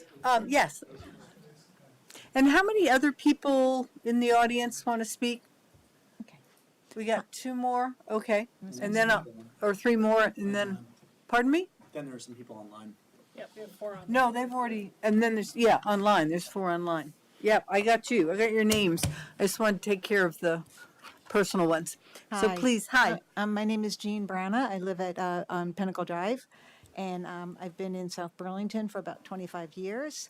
And this just is a broad comment in that in 25 years, in the last decade, I am shocked at the rampant development in South Burlington. And when I look at that field at the end of that neighborhood, in its beauty, and I just cannot imagine that this one last place probably in South Burlington has the potential to be degraded in a way where we put up artificial lighting, parking, impervious surfaces, parking 30 cars. It's just unconscionable. You look outside, the air we're breathing today, my eyes are burning. You can't see the mountains on the other side of the lake. Wildfires are burning, 120 degrees across the Southwest, floods just in our own state. I mean, to add any more impervious surfaces to this earth is really old thinking. And I think we have to be more progressive in our thinking. When we say getting more people off the road, I'm for that. I'm a biker. I travel Spear Street every day to go to work at the hospital, and I can count on one hand the number of bikers I see on Spear Street commuting to work in the morning. And I wanted to know, do we have like some sort of statistical study done, like for, at how many cars do we expect to get off of the road during peak rush hour, peak commuting times? How many more bicycles do we think we will add to the roads and cars off the road? Have we really studied that? It all sounds good in principle, but have we really studied it enough to the point where we want to bring in the tar trucks and make a 30-car parking lot and put up lighting and put the bike path out there just to get that one stretch of Spear Street? There's got to be another solution. I don't know what it is, but maybe somebody else does. But anyway, that's all I want to say. Okay, Roseanne? Yeah. Good evening. My name is Roseanne Greco. I live on Four Sisters Road, which is pretty opposite where the Hubbard Natural Area is. I'm going to read my comments in order to keep my speaking time under 3 minutes. I'm delivering to you a petition with signatures from 129 people on behalf of the majority of those who live closest to the Hubbard Natural Area. I also signed the petition. These meadows are very special to many people and to me personally. Walking on them, especially when no one is there and it is quiet, helped me heal emotionally and spiritually during a very difficult time. I am grateful to these lands, and I feel a sense of responsibility to protect them. I sincerely hope our voices matter to you. Unfortunately, in years past, other councils frequently ignored the voices of those who live closest to areas where there were proposed plans which affected their part of the city. In the majority of instances, and I can recall over 10, the council disregarded what the close-by residents wanted. We can talk about the F-35 if you want, in favor of what special interest groups wanted or what individual councilors wanted. I hope this council is different than past ones in that you will listen to the people living closest to this land as well as to the science. Saving this land and other lands in our city from human encroachment is an imperative for climate mitigation. Experts advise that technical fixes without preserving nature are half measures. Every bit of our natural world is important. We have lost much of nature because of the false reasoning that protecting small areas won't matter in the long run. I remember sitting in the audience a few years ago when the council was told by Vermont experts that our area harbors the most unique natural communities in the entire state of Vermont, and that areas like ours are critical for maintaining the biodiversity of the state. We just witnessed another climate disaster in Vermont. Future disasters are baked in at this point. It's no longer an if, it's a matter of when. The science is crystal clear. Carbon-rich soils store water and mitigate the consequences of flash floods. Nature is our best ally in fighting climate change, but if we don't take proper measures to let it thrive, we will be ditching the best chance to survive the incoming climate impacts. Most of you have expressed a belief in human-caused climate change and a commitment to taking action. You even established a climate action plan task force and adopted its recommendations. One of the recommendations is, and I quote, protect our remaining meadows, forests, grasslands, and farmlands from further encroachment, end quote. Please abide by the climate plan you adopted. Thank you. Thank you. You want to speak? And then we'll go to those at home. Hi, my name is Ryan Doyle. It's been really interesting to read about the past plans and all the effort that went into getting to a large master plan and then cutting back to a very modest path proposal. It's interesting because when people talk about sprawl or our developed lands, I think it's really interesting because when you look at places like Pinnacle Drive or Four Sisters Road, those are once places just like Hubbard Park that were then, quote, degraded by suburban sprawl. Yeah, hypocrisy. Yeah, so when we look at what actually really happens, just the paved area on Pinnacle Drive that services the first 6 homes is more asphalt than what we're talking about for a path that connects across the entire property to the South Village. That's a lot of impervious surface, but compared to what people use just to get out of their own driveways, it's not that much. And it allows people to actually commute quite far on bike. I wonder how many people talked about how important climate change is, but drove here. I think when we talk about having spread out spaces, the narrow area of a bike path sheds water pretty quickly, and with a large area of grass around it, that water can be absorbed very fast as well. That's opposed to about the 2,500 square feet of impervious surface that runs off of Roseanne's property directly into the storm drain, and then without a retention basin goes directly into a wetland. I want to make sure that we're very clear that we're being fair in the way we balance our discussion of use and our commitment to the environment. There's a couple of things that people haven't mentioned, although I'm very happy that people have talked about using impervious surfaces for the parking or not having parking there, especially what Francis said about making sure that there is safe parking, like handicapped parking spaces there. It's possible to incorporate handicapped spaces that are asphalt or concrete and have the rest of the spaces be pervious surfaces like gravel. If you look at Overlook Park, which is ho-hum of a view, a lot of white pines blocking the view, if you've been there recently, it's possible that that could be used as part of the parking for Hubbard Park, because certainly during much of the day, there isn't a lot of cars parked at Overlook Park. But to do something like that, we would really need to make a much safer crossing. obviously Spear Street is really fast, but if we implement good crosswalk strategies like having a median so that there's a buffer for pedestrians to cross the street and some bump outs to sort of inhibit the feeling of speed, that would both be safer for people trying to drive out of that intersection, as well as the people visiting both parks. So while I know that there's a lot of debate over gravel or pave for the bike path, I think the obvious answer is paved. But when we look at the other ways to utilize parking and guests who aren't using their feet or pedals to get there, that there are some other ways that we can approach that use of pervious or impervious surface, and also the safety. Thank you.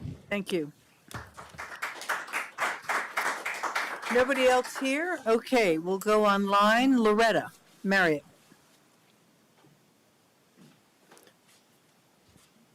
Hello, my name's Loretta Marriott, and I also wrote so that I would go quick.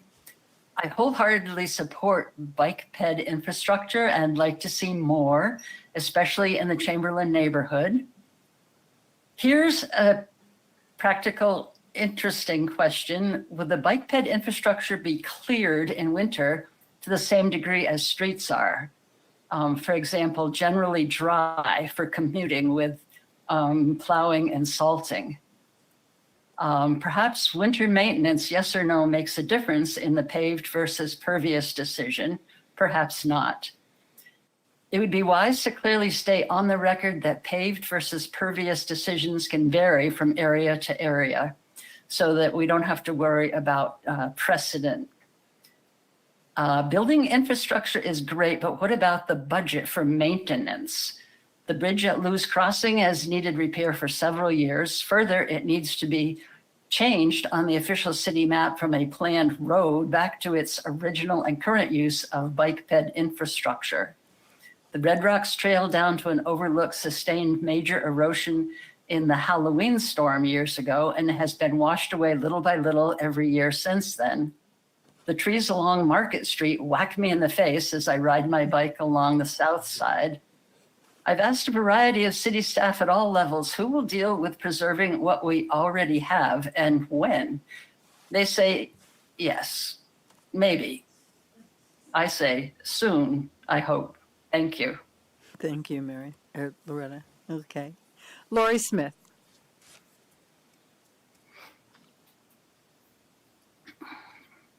Good evening, Laurie Smith. Can you hear me? Yes, we can. Okay. I live in Queen City Park, and I am a planning commissioner, but I am speaking for myself tonight. And I just want to say, first, thank you to all of you for going through this whole process. As we've been working on the comprehensive plan, there have been two very big issues that are being addressed. One is preserving open space and natural land, and the other is CO2 or greenhouse gas emissions. And I think that the path as it's planned can provide a great connector for transportation and for recreation. And I think that if South Burlington's 20 plus miles of disconnected bike paths can end up being connected, we can have a recreation and transportation network that rivals the city of Burlington's bike path. And in terms of Hubbard Park, I think that doing the bare minimum amount to make it so that this transportation corridor works, and I don't see a need for building infrastructure for a viewing area. The whole park is a viewing area. I think it would be great to have some benches scattered throughout the park. And perhaps for a parking area, think about starting small with the opportunity to grow. And if there are 15 parking spaces or 10 parking spaces, and they end up being full every day or a significant portion, then it can be added to. But let's minimize the impacts, that we balance the concerns of, as someone said earlier, both sides of this debate. moving forward. So that's what I have to say tonight, and thank you again so much. Thank you. Colin Larson? Hi, everyone. So I live in Burlington. I'm primarily a bike user. That's how I get around pretty much everywhere, which is great, but it means that in your lovely community of South Burlington, I'm often very limited of where I can go for excursions and, events if I want to attend. So, I would favor a bike path in Hubbard Park, particularly a paved one, as it's more durable over time and it's easier to use for a variety of users. The best way that we can reduce carbon emissions is to get cars off the road, which means that we need a connected, safe bicycle network. My understanding is that building protected bicycle infrastructure on Spear Street is not on the table due to cost and timeline. If that's not the case, I'd support that too. But this seems like the solution that's being put forth at the time, so I think it's important. In terms of the parking lot, I'll just echo what other people said. Car infrastructure is kind of if you build it, they will come situation. We want more cars off the road, not more cars on the road. So, parking should really be carefully considered whether that's necessary at all. Thank you. Thank you. And Kayla Moore? Hi, everyone. Hi. I just want to reiterate some of the comments. I'll be very brief. I think the Hubbard natural area is just a pristine natural area. It's really a gem. I think it's a very unique environment, and I would hate to see it paved or any kind of impervious surface put through there. In addition to more traffic, I think that it should be left for wildlife and really as a natural area with as little human traffic as possible. I'm an avid biker. I have been a bike commuter for much of my life. I've biked in cities without having owned a car for many, many years. So I absolutely support bike infrastructure. And I also, my understanding was that the Dorset Gap bike path was to be prioritized over this, which I suspect would be much less controversial. It's about a 0.75 mile gap in the bike path along Dorset Street that has been approved. I believe there's even federal funding for it. And so I'm not clear why this Hubbard bike path has somehow become prioritized over that, which I feel like is more critical and less controversial. So thank you. Okay, thank you. Are there any other commenters? All right. I have an email from the HOA South Village, if I could just read the first paragraph. Sure. So the South Village HOA Board and residents of South Village fully support the proposed paved recreational path from South Point to Hubbard Park. We also would encourage the city to work with the new owners of the Long property, Bellavance property, to secure a right-of-way from South Village to South Point. And the reason is primarily for safe alternative travel in South Burlington. There's more, but that's Right. paraphrasing. Thank you. Okay. All right, so now it's, oh, we got some. Oh, okay, thank you. I think Noah Hyman wants to speak. Can someone just point out what is the Dorset Gap alternative? I've never heard of it. It's south of Nolan Farm So Road. there's a path that from Old Cross north to Sadie Lane that has been being worked on for years, since we started it. It's finally gonna get built this coming.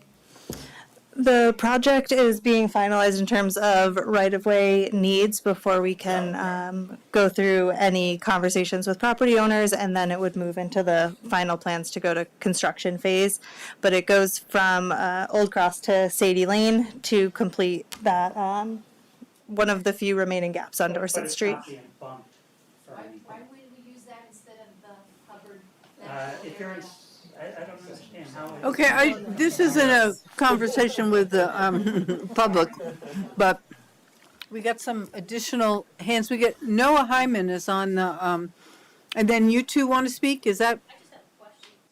Okay, well, let's let Noah speak and then you can ask your question. Okay? So you can come up to the mic if you want to get ready. Noah. Thank you, Chair. I spent a lot of time thinking about the benefits and the costs of this proposal. Ultimately, I came to the conclusion for myself is that I don't see the real need. There's plenty of state funding, there's plenty of federal money, and we have the pennies for paths. Putting a impervious surface over a parkland that really should be kind of designated, and I believe it, please correct me if I'm wrong, I believe it was designated to be NRP or natural resource protection or some type, there's a protection for this land. I understand the want that people may have for more bike paths. I mean, I get it. I mean, I love going for a bike ride with my family, but given what we are going through and what we have decided as a town already, and what we've designated as finances, even though I understand how it could benefit people, and it would be to have it as a bike path, I think we've already decided it shouldn't be. And that's why I am asking you to uphold that. I believe it's best served as wildlife. We don't need any more impervious surfaces in certain areas. And I thank you very much for listening to me, and I hope you have a wonderful evening. Thank you. Thank you, Noah. Okay, yes. I have one comment.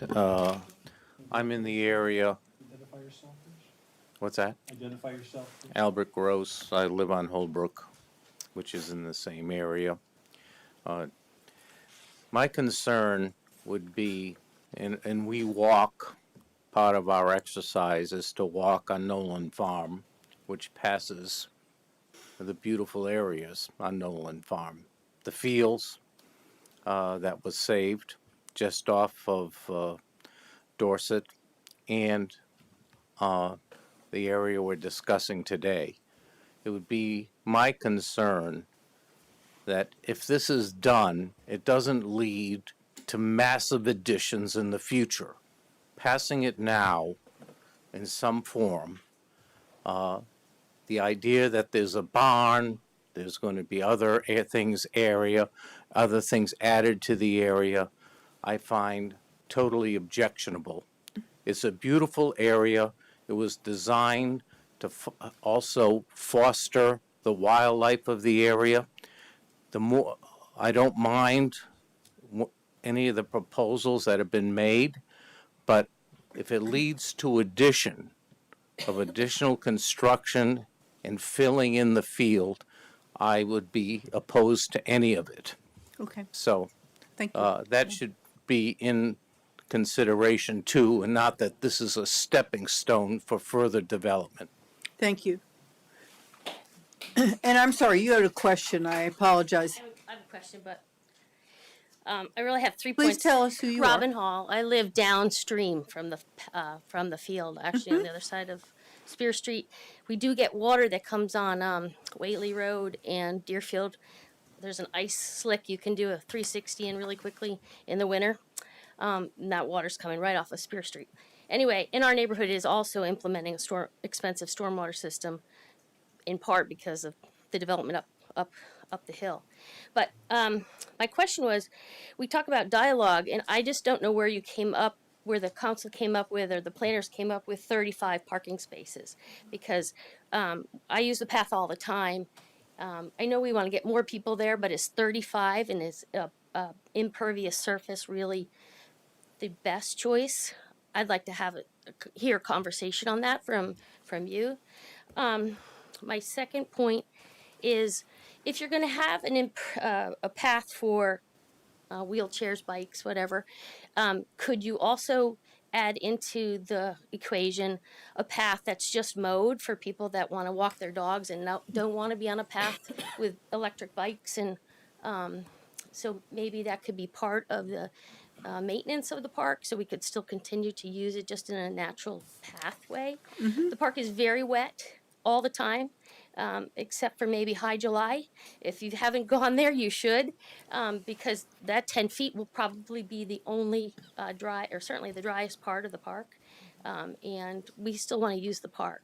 So I've never seen, anyway, I see a lot of people parking, using the park. I don't think we need the parking space, and I think we could perhaps still continue with a mode path. And lastly,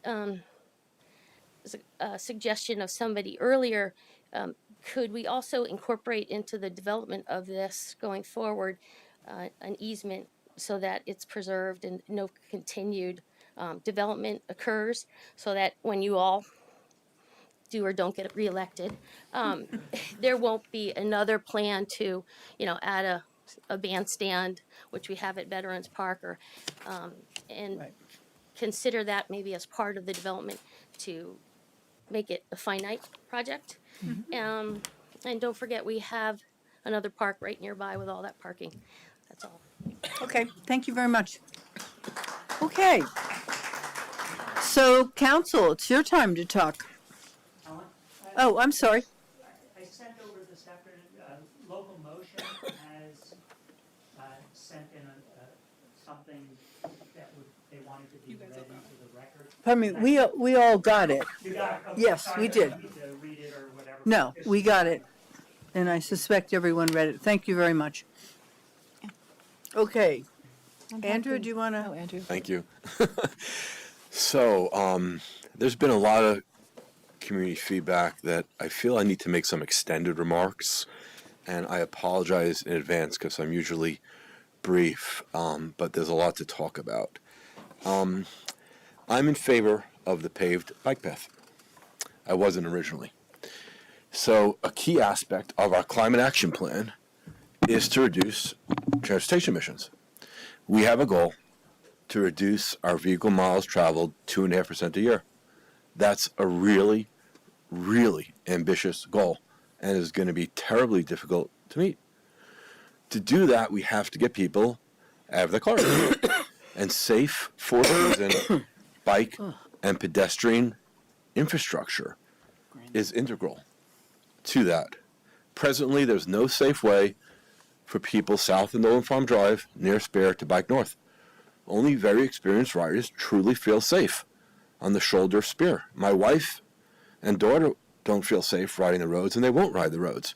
I wouldn't send a young person to a friend or to school on the road, no matter how wide the shoulder is. I was originally against the path. I'd hoped the city would be able to construct a safe, separate, shared-use path along Spear Street.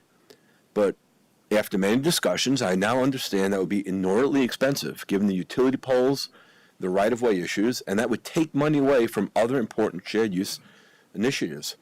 I also hoped a shared-use path could be constructed on the foot of the meadow, parallel to Spear, but that option is foreclosed because of the presence of wetlands. The proposed path through Hubbard is a vital piece to our bike ped puzzle. It will connect north to Vale Drive, proceed through Spear Meadows to Swift Street, where it will join the current path on Swift Street, and then eventually connect to the existing path on Spear for safe riding into Burlington. It will provide the connectivity that our climate action plan requires. There's a question of whether the path should be paved or some other permeable material. My perspective is the path needs to be usable for a season. It needs to be kept free of snow and ice. We see all around the world examples of infrastructure being built and people using that infrastructure for a season. I ride my bike in the winter. That's what we need to do, and we need to have the infrastructure for people to be able to do it. The city and the engineers we hired investigated whether we can do this with permeable and crushed stone surface, and they said we can't. The maintenance would be too extensive, and we can't maintain that kind of path in the winter. So it's not a viable option. We can't do it that way. We need a paved path like we have in the rest of the city. The amount of impervious surface is so trivial compared to all the impervious surface in the city, it won't have any impact on the ecological function of our wetlands or on that meadow, that meadow alone is 60 acres. It drains into surrounding forests and surrounding meadows. There's going to be a stormwater basin. The notion that that trivial strip of asphalt will have an impact on the ecological function of that meadow is ridiculous. It just won't. I hike in Hubbard all the time. I live right up the road. Out of the Dorset Meadows controversy, which I was integrally involved in, my family purchased the 10-acre parcel that adjoins that meadow for conservation. I know how beautiful the area is. I know how important the area is. And I know the path will detract from the aesthetics of the meadow. And as many of you know, addressing climate change has been my life's passion. I'm heartened that so many people tonight that spoke in favor of the paved path are also passionately dedicated to addressing climate change. I prefer the path doesn't have to be built, but I'm certain that to do our part to address climate change, we need to. That's on the path. I'd like to see a mode path parallel to the shared use path so people can continue to walk and bike without fear of being struck by an e-bike. I'm sorry, people can walk and snowshoe and hike in the winter.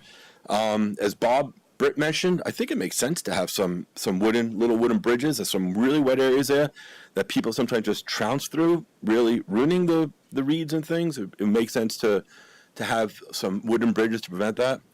I don't think we need to pave the parking lot. I'd like to see the existing area cleaned up, a little split rail fence around it. I don't think we need more impervious surface in a parking lot. I don't think we need to install lighting in that lot. The park is supposed to be closed at dusk, so I'm not sure why we need lighting there. It's going to disturb your neighbors.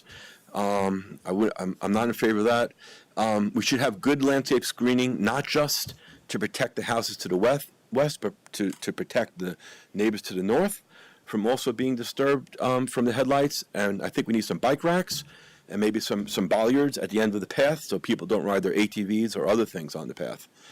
I want to address the large group of neighbors who submitted the petition forcefully arguing for no development on the property at all. I think it's important for us all to reflect on where we've been and where we are now. This land was purchased in 2013 with open space funds, and at the time, those funds were to acquire lands for conservation or for recreation.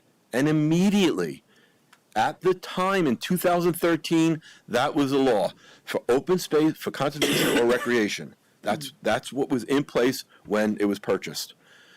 Immediately, the city set about implementing a recreation vision for that parcel. In 2015, a task force was created.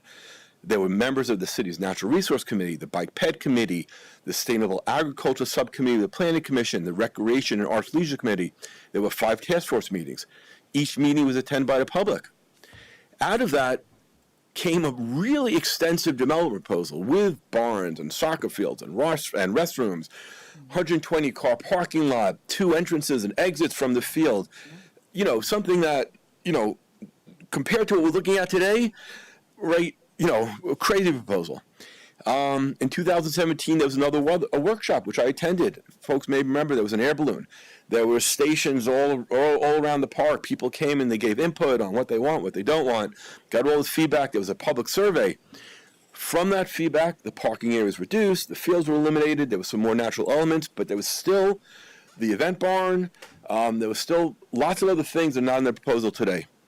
In 2021, there was a third plan that further scaled it back a little bit more, gone with the event barn and the restrooms. We finally get to the plan we have today. We're talking about a strip of pavement for bikers. I don't understand the vitriol. I just don't understand it. I don't get it. I don't get it. Compared to where we were to where we are now, it's so trivial. It's so trivial, and it's so important. I hope the neighbors will be able to appreciate that. I see this current vision as a win-win for the entire community.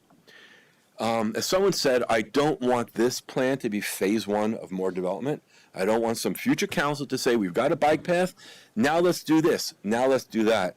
I would love for us to agree as a council that as a prerequisite to doing anything on this parcel, we at the same time put a conservation easement on the rest of the parcel that we all know and we all agree this is what we're doing, and this is the only thing we're doing. Thank you. Okay. Megan? Thank you, Helen. I also have extensive remarks. And I just want you to know that I too have been at this beautiful piece of land. And actually, one of the times I brought my parents, and they're aged. They're in now late 70s and early 80s. And Careful. well, I know. But my father wanted to take a picture of the Adirondacks, and he lifted his arms, and he fell. And we discovered at that moment that he had a heart condition, potentially, all right? He had no place to sit down, and we helped him back to the car, all right? And this is a guy who doesn't want to be helped, and so he's not aged. I want to be clear. But for his daughter, who loves him, I didn't want him to fall, okay? So I understand the beauty and the value of this land. I have on many occasions voted to conserve land, and I do hope that you can understand the merit of my reasons as I explain why I have concluded that we need to have a paved shared use path. At Hubbard, I'm totally in line with the mode walking path. That's fine. That's fine with me. So, and here's the question that I asked my husband, who happens to be the chair of the conservation and what is it? I can't even remember. Natural Resources and Conservation Committee, all right? We disagree, okay? And we had lunch on my birthday on Saturday. We were in Brattleboro, and we argued in this restaurant. And then I said to him, I said, when you're older. Thank you. And maybe you'll be in a wheelchair. Maybe you have a cane. Maybe you have a walker. Would you want to go see the mountains? Would you want me to take you there? And he said, yes. And I said, I would like you to do that for me too. And you can't do that at Red Rocks. The overlooks are too far. You can't do that at Wheeler. It's not set up for that. You can't do it at Overlook. I have to climb up on the wall. Those trees don't belong to us. This is the one place that I can take my father. Well, now he has a pacemaker. Sorry, Dad. He hates it.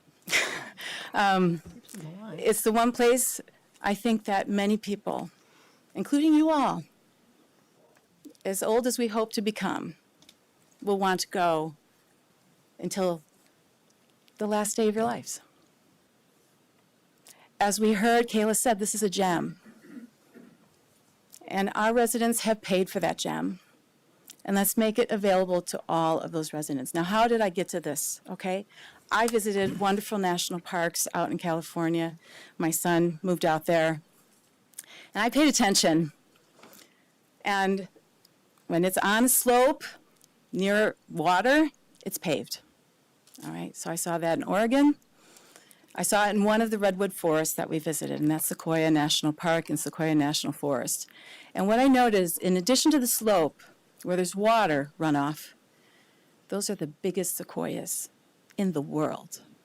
That's where General Sherman is. That's where General Grant is. All right? There's a handicap parking spot, parking lot, paved. There's a paved parking lot. There are paved, very smooth surfaces, even for those who didn't park in the handicap spot, to get to the biggest sequoias in the world, the gems of our redwood forests. And every American, every resident, everybody in the world who gets there can go see them, and they're amazing. Let us not deny that right to everybody who wants to go see those mountains. That's what I have to say to you. There's much more. The questions I have. All right. Clearly the cost is something that we have to take into consideration. I would like us to consider cement. I know it's more expensive. I know you haven't considered it. I did a very quick, unprofessional Google, okay? But this is from paving companies. Concrete deteriorates with salt use. Let's keep that in mind. But asphalt absorbs heat from the sun, which will cause snow and ice to melt faster than it would on a concrete driveway. That's good too. And yet, it causes heat in the summer. So just keep that in mind. Asphalt is less expensive, but concrete lasts longer in colder climates and needs less maintenance over time. I leave that to the professionals. I trust you. Okay. Clearly, concrete leaches less. Asphalt, I don't want it either. I want us to stop the fossil fuel uses. I think everybody here would agree to that, most people. What I want to say, in addition to that, a couple questions. All right. So, in addition to accessibility and the cost of upkeep, which if we had gravel, if we had fine stone, we'd have to go back and back and back and schlep all those materials there. Imagine the exhaust. Just imagine the exhaust, okay? Okay, let me just scroll down here. So, just my questions regarding parking. I want to know more about the water table, Erica. Is it the same as the path? Is that a high water table where if we put in gravel or crushed stone, that we would have to go back because of the water table? I haven't looked at the soil testing results in that area. That's something I can absolutely take a look at. Okay. And again, I do want us to think about the people like my father, who's still hardy as an ox, all right? But people like I will be perhaps someday, like you will be someday, getting out of their cars and wanting to go see those mountains.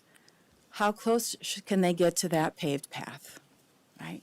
Should they be able to just be dropped off and have a slope to get up on that paved path? Should we actually give them a parking spot? Perhaps this is someone who drives themselves but needs to use their cane to get onto that path, all right? And to go, hopefully, sit on a bench and see those mountains, okay? I would like us to at least have some places, parking spots that are paved, ideally cement. I would love for us to have less CO2 emissions, but I know that it's limited, and I'm just thinking about the common routes, and I'm thinking about the natural meadows there with regard to the leaching. I leave it to the professionals, but if we could have some kind of hybrid where, if it makes sense, most of the areas are unpaved. Okay, it could be gravel, so it could be pervious, which would be ideal, I think. But I'm not a professional, okay? And I think that the on-street parking, which I had considered, my husband and I also had a back and forth about it, that all of the people who are concerned about parking on their street, where they live, in their homes, you want there to be a lot. You don't want people parking on the streets because they're going to turn right, they're going to turn left onto Pinnacle. They're going to go there. So just think about making, the park a public park and your street, your street. I mean, it is a public street, but it's in front of your house, right? And I respect that. With regard to the split wood fence, I'm all for it. Let's keep it as natural looking. I think we have a beautiful dog park that has that split wood. I think that makes sense. All our parks close at dusk. So I read very carefully the comments about wanting to see stars at night. If you live there, you have your blessed backyards that you can stand in. I want us to know if any low light, I would assume with cover so that the light would be directed at the foot level, right, that would not impact the night sky for all the people in their backyards looking at these heavenly bodies, okay, because it is magical. So if we can pay attention to that. If it does not impact it, and this can be an incremental thing too, I'm all for that. I'm all for, again, leaving it to the professionals. Can we start with 15 spaces and grow to 30 if needed so that we don't have people parking on Noland and on Pinnacle? Can we start with no lighting and then move up to lighting? I don't know. So that, but I really want to respect the night sky because I think that that is a value and a real asset for people in the area, just like quiet is in my neighborhood, which is Chamberlain. All right. So when the planes aren't flying, it's blessed to be in my backyard as well. I think those were my questions, and just leaving it to the engineers. And there we go. Thank you. I don't know, who else wants to say anything? Tim? Tyler? Go for it. I'll be last. Is this okay? I'll try not to retread over ground that Megan and Andrew have already covered. But I would like to thank each of you for giving this careful consideration, because again, I recognize it's not an easy decision, and I know that particularly for Andrew, I know this was a change of heart. So I really appreciate you giving it the time and consideration that the issue, not that you wouldn't, but that the issue deserves. And I really appreciate you being willing to keep, both of you being willing to keep an open mind.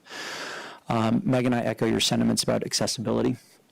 My father has Parkinson's, and he lived for many years in Dorset Park.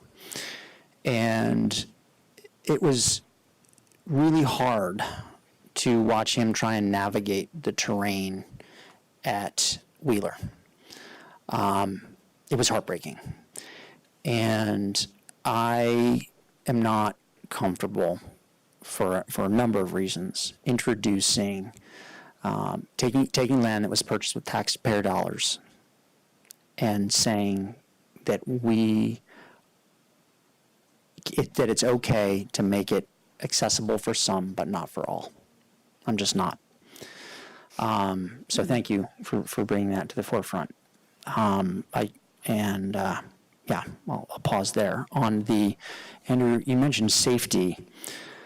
One of the proposals that was going back and forth was, again, can we repurpose more of Spear Street for a dedicated bike lane?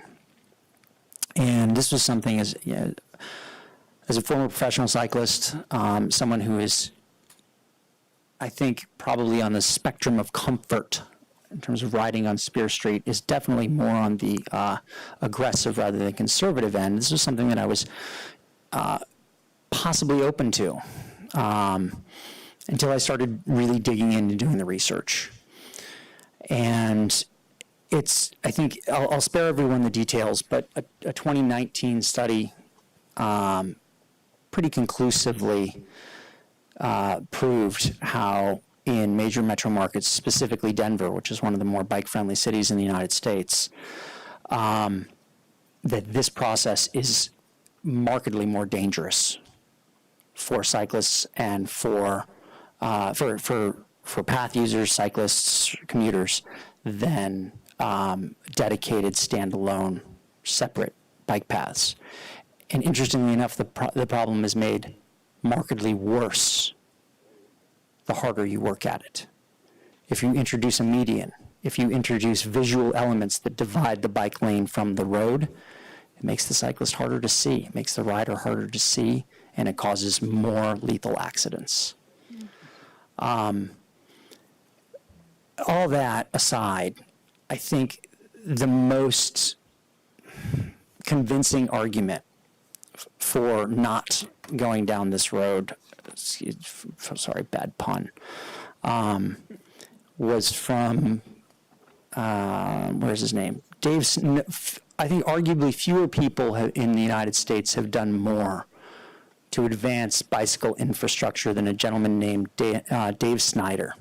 He's arguably the nation's foremost expert on bicycle infrastructure. He's currently the director of infrastructure policy for People for Bikes, which is the largest lobbying group for bicycles and pedestrian walkways in the United States. Dave spent the last 25 years fighting, first in California and then in other parts of the country, for shared use bike lanes and for proposals similar to what we would do on Spear Street if we were to go down that road. And in this January, after he started a different role with People for Bikes, after 25 years of advancing this work, he reflected on all of those efforts. And I think this sums it up more than anything that any of us could say. I was wrong. That the efforts to try and use dual purpose paths on the side of a city street is not the right approach. and that the research has validated that, and that standalone paths are the way to go. Climate change, if we have, Mike, you're correct, we've identified climate change as one of the, if not the most important issue that we as a city need to tackle. And the largest contributing factor for greenhouse emissions is transportation. I feel that strongly that we should address that issue head on. And the best way to do that is to, as a passionate cyclist, it is hard to get people to change how they transport themselves and how they locomote. It's damn near impossible. And if we're going to do it, and we're going to do it right, we need to take every single possible barrier to adoption that we can out of the equation. So I don't feel that this is an area, if this is something we truly want to do and this is an issue we truly want to take seriously, I think we need to take a serious approach.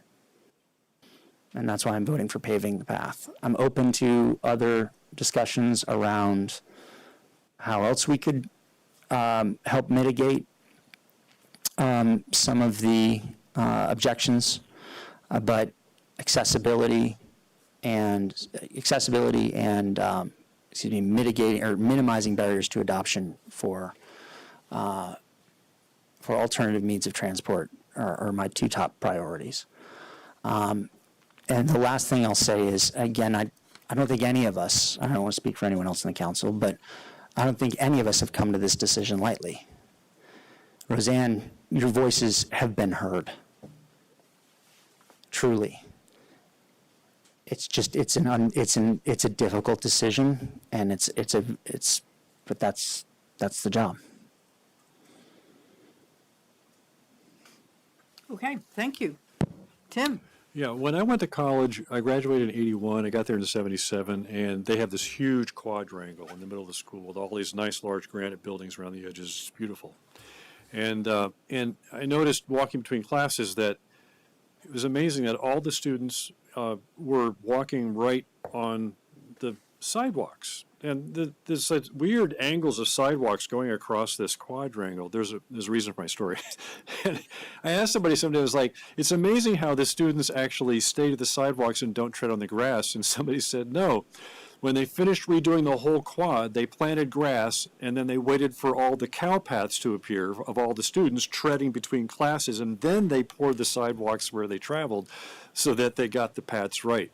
And I'm like going, that's incredible. So when I discovered that I could go up Midland and then go up North Jefferson and then cross over what was then the Long property through this little tiny wet footpath, which sometimes is dry, and then cross over to South Point, and this is on a run that starts at Cider Mill and then ends up at Nolan Farm Road and goes back then to my house. And then end up at the Hubbard property, and then, again, there would be these, like, puddles that you'd have to walk around in deep grass to get around.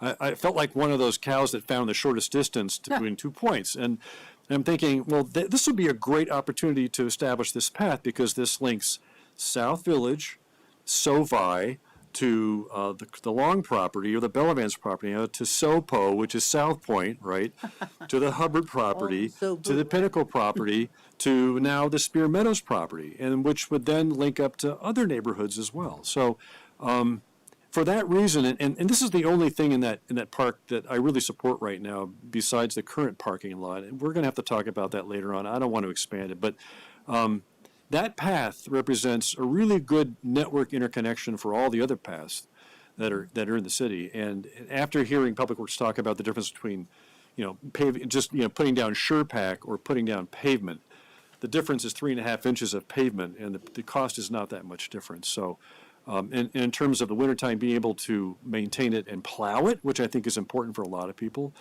To be able to use it. And it really is, Councilor Chalnick said, it's a very small amount of impervious surface. And I'm not even sure how pervious the surface is on that path anyway right now, with the way water doesn't drain anywhere. I think that I obviously support it. And you've got to keep in mind this trade-off between our comprehensive plan objectives, right?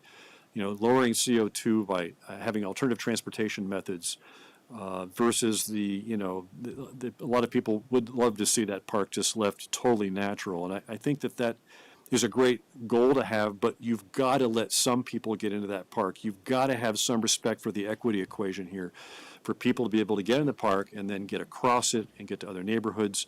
The one thing that I worry about is our ability to convince the Bellevances and then be able to get an engineering assessment done on what it would take to connect North Jefferson across South Point to the Hubbard Park. So, and until I think we have that ability, I don't think we should really do anything until we have a better kind of, across the engineering work and the plan across all the properties.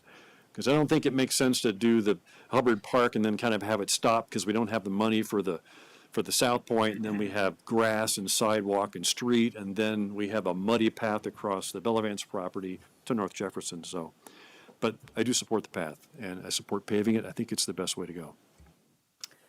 Okay, well, being last in the line, I don't think I can add a whole lot, and I'm not going to give a long speech. What I am going to say is this is what I thought I heard as a consensus of the group and the direction that we'd like to give the staff.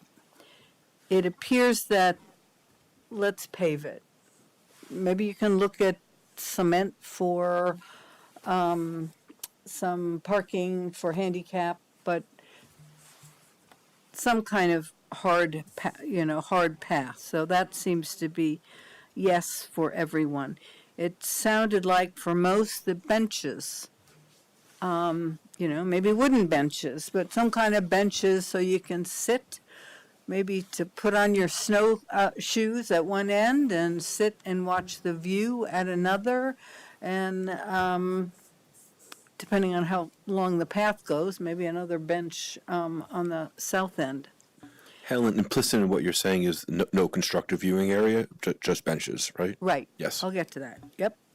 It seemed as if everyone was certainly found a mode path to be an acceptable way for people who don't need to walk on a paved path, that might want to snowshoe or cross-country ski, or just like to walk on grass. Mm-hmm. They don't want to walk where there's bikes going by.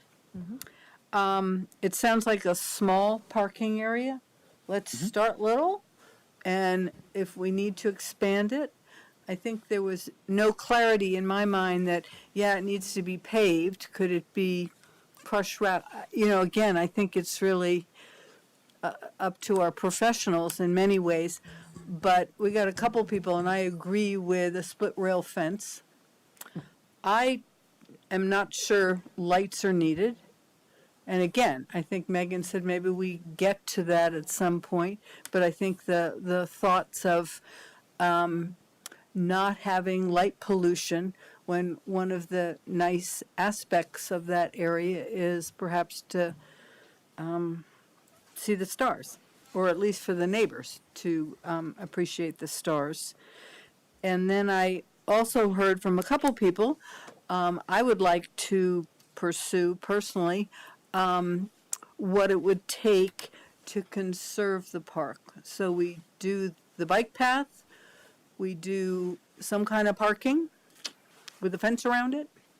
At this point, no lights, a couple benches, and then I feel But more than a couple myself. well, whatever. I don't know how many benches. Some benches, some bike benches, some bike things too. And put your snowshoes on. I thought Bob's point Yes, was no, really I mentioned that. valid. I think that sounds great. At the entrance. And I also, I think it's important to consider or pursue conserving the rest, because I do believe that this is a natural park area. I mean, maybe at some point we have some bridges that'll go over wet places in Wheeler. I think the youth conservation puncheons, the youth conservation, Vermont Youth Conservation built those, and you can get grants to do that. It doesn't have to be done now.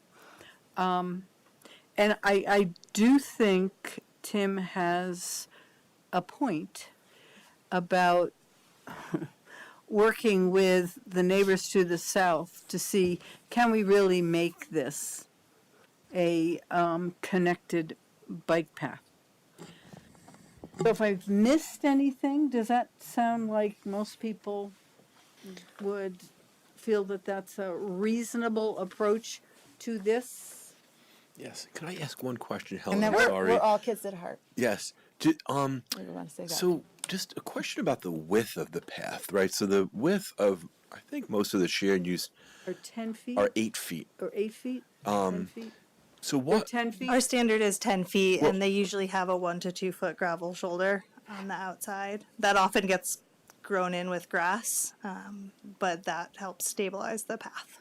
Okay, so that explains. Because I mean, I went and measured a lot of the paths, and they're all 8. But you're saying that's because there was a foot on each side that's now you can't see anymore. Well, oftentimes the pavement itself is 10 feet. There are some sections where they had to go down No. to 8. I mean, it's not. It hasn't always been the standard. Yeah. Our current standard for shared use. I measured a lot of paths. Burlington's bike path. No, I'm talking about the South Burlington paths. They're all 8. Andrew, the DOT's guidelines for design standards are 10 feet of paved, and that's relatively new, but that is the best. Right, and best presumably that's practice. to allow pedestrians and bikes to pass each other safely. But if we're going to have like a mode, which I think we should, path for pedestrians parallel to the bike path. Don't forget people with their walkers and their That's canes. that's an access Yeah. issue. Paved is shared use. You just have to be careful with bikes. And I would agree that e-bikes may be an issue in the future, and that's another thing that the city might have to respond to. You know, you really don't want your father walking along with a walker. And he's not. And But he's not. But my fault. Well, Mine is. Over his dead body. Somebody old me. Okay, walking along with like my you. walker. No, you're not. And You're like my have, dad. you know, You're eternal, Helen. electric bike go whizzing by at 30 miles an hour. That would be disconcerting to me. So that's an issue to look to the future. So does that give you direction, Sarah? Can I add one thing that really is relevant? Sure.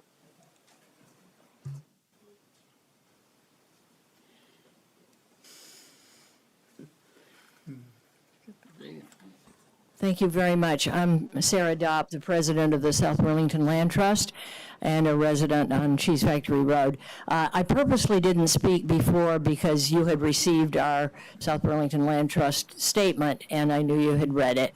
And I wanted to leave time for other people. And I heard such a variety of points made on all sides of this issue. It was truly illuminating. The one thing I wanted to say was in regard to the idea of a possible conservation easement for this in the future. The South Burlington Land Trust in the last couple of weeks did reach out to the Lake Champlain Land Trust just to discuss this whole thing, get their thoughts and their expertise. And I certainly can't speak for them. They haven't taken it to their board. But their director and their executive director and their chair of their board did walk up on Hubbard in the last week and said this would be a great easement for us to hold. So, while, you know, that's not a promise, that's not anything. They'd have their process. But I just wanted you to know that it could get real, and there is somebody who's got some real interest in it. So. Great, thank you. Jesse, you wanted to make a few comments? Sure. I feel like we do need to revisit the path width because our standard is 10. So if you're giving us direction to change that standard, I just want to check it. I was asking No. a question. Okay. Okay. No, 10 it is. Helen Great. and Megan's comments, Great. it was addressed. Excellent. So I guess 3 additional questions or 1 request and 3 additional questions. It would really help staff if you all could vote. It sounds like you're unanimous, but I would love a vote, just for the record. But before you do that, I think the lighting is going to be very hard for our public safety professionals. So I would like us to be able to bring you back a proposal for a very low directed single or 2 lights on either side of the paving for your consideration.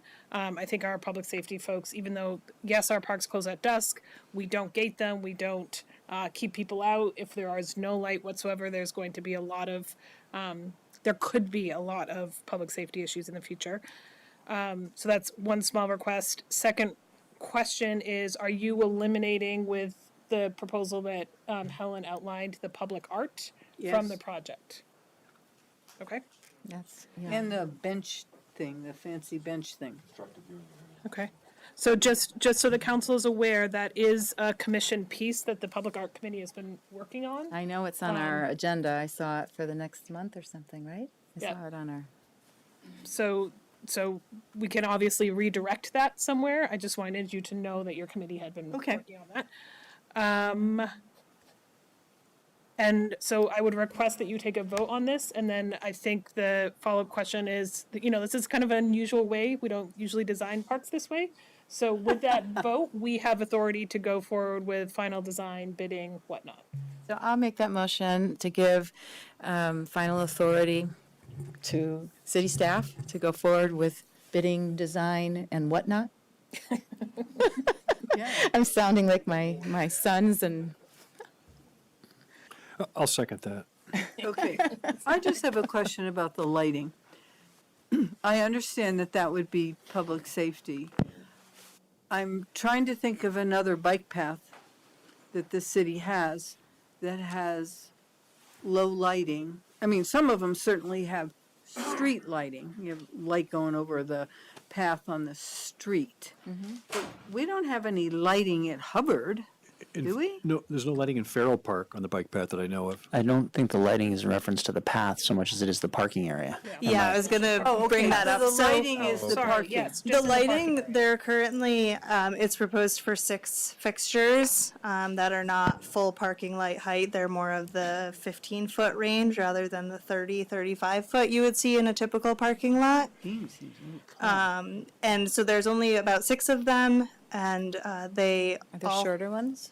Can you do short? 15 feet seems, I don't know, 2 of Tim. That's tall. we can look at lower. I think it's some of the national parks that have and heels, come on. very low lighting, like at a 2-3 Tim foot level, just so you can see your feet, like very dim low lighting, so you can see your feet. There are certain things we had gone back and forth on this. There was some talk about being able to see someone's face, being able to recognize someone's face in terms of the public safety. And so there are options to go lower. We typically don't go too much lower because when a parking lot would be paved during the winter, we don't want to be knocking over low bollards. So something just a little bit taller, but still very minimal. That's something about the fence too, right? So could we think, because the fence could be knocked by a plow, could it be a fence along Noland Road? The current plan had a stone wall around the entrance that you would be able to see from Nolan Farm when you turned in. A short stone wall on either side of the driveway.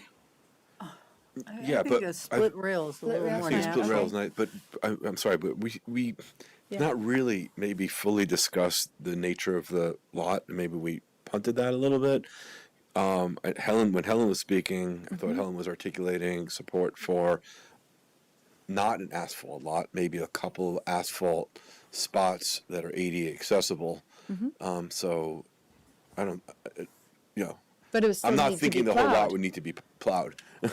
Oh, but you still need to plow the gravel. The gravel can be plowed according to what I read. And so I think we should plow that lot in the winter, most definitely. We want people to come and go again- ride snowshoeing and go cross-country skiing and, right? People do. Right, right. Travel there today. But people. But the idea is, again, that it's accessible to Right. our entire city Right. and not just the folks that live adjacent to it. The lot by the dog park plowed by Wheeler? Yes. No, there's no lot. Yes, it is. The Wheeler lot is plowed? Yes, it is plowed. But there's no lights. No lights. Yeah. It's not paved either. And there aren't Okay. lights at Red Rock Right. where the parking is. Where the parking is. Right, well, yeah, and there's street lights. But there's no lights inside the park at all. Right. No. Right. I wasn't suggesting. Well, we aren't talking about lights inside, yeah.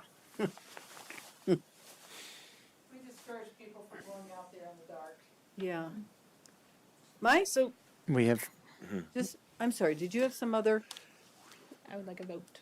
I had a point of clarification. Yeah, Okay, we've got a motion on the table. In a second. wait a second. And there's a second. You can make a comment. I may let other people. Come up so the people Up online so can everyone hear you. can hear, please. We want your face. I had a point of clarification also on the motion after Mike speaks. Pardon me? I had a question, a clarifying question. Oh, okay. Sounds like he's taking, oh, go ahead. I'll go after Mike. Okay.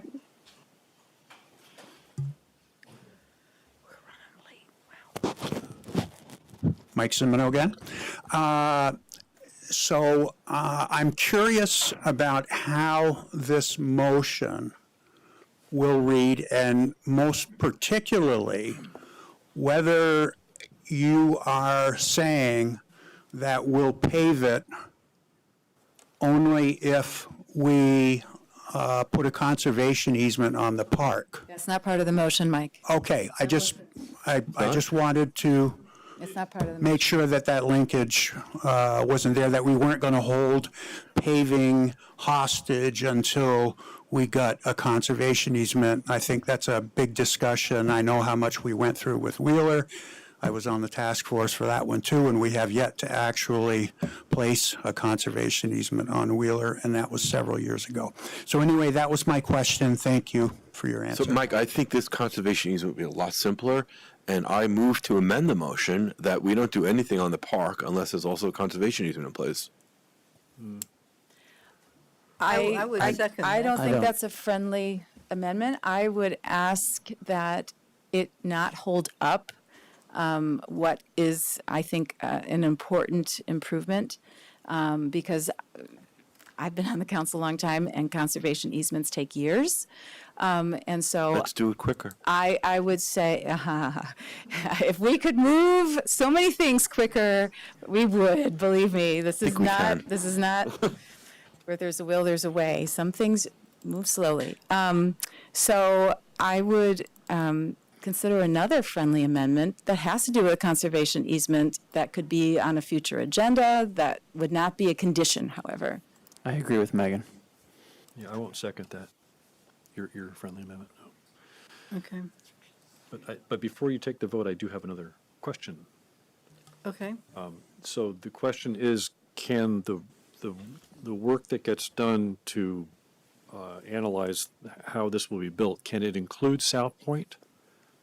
I mean, and tell us how much it's going to cost to do South Point. So the pre-design work, can you please, is it feasible to add that in at this On time? the existing easement, on the section of the existing easement to get to Yeah. South Point upswept. Yeah. We could do a quick cost estimate to see what it would entail and permitting implications. I don't feel comfortable saying, yes, we can add it to the project, but we can explore what it would take and what it might add Because to the I project. want to know, right? And Well, I Eric, think that's important.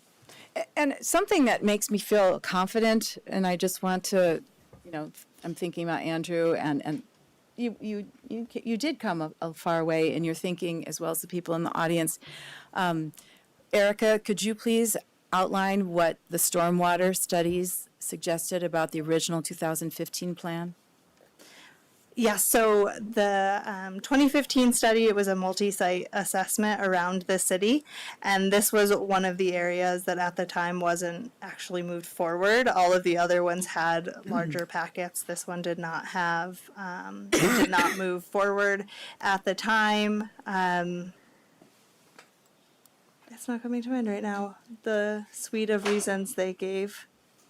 It had to do with stormwater, Yeah, there was one of the pieces of stormwater there rendered it infeasible to put a treatment practice in the space that they were planning at the time. I believe that one was related to wetlands.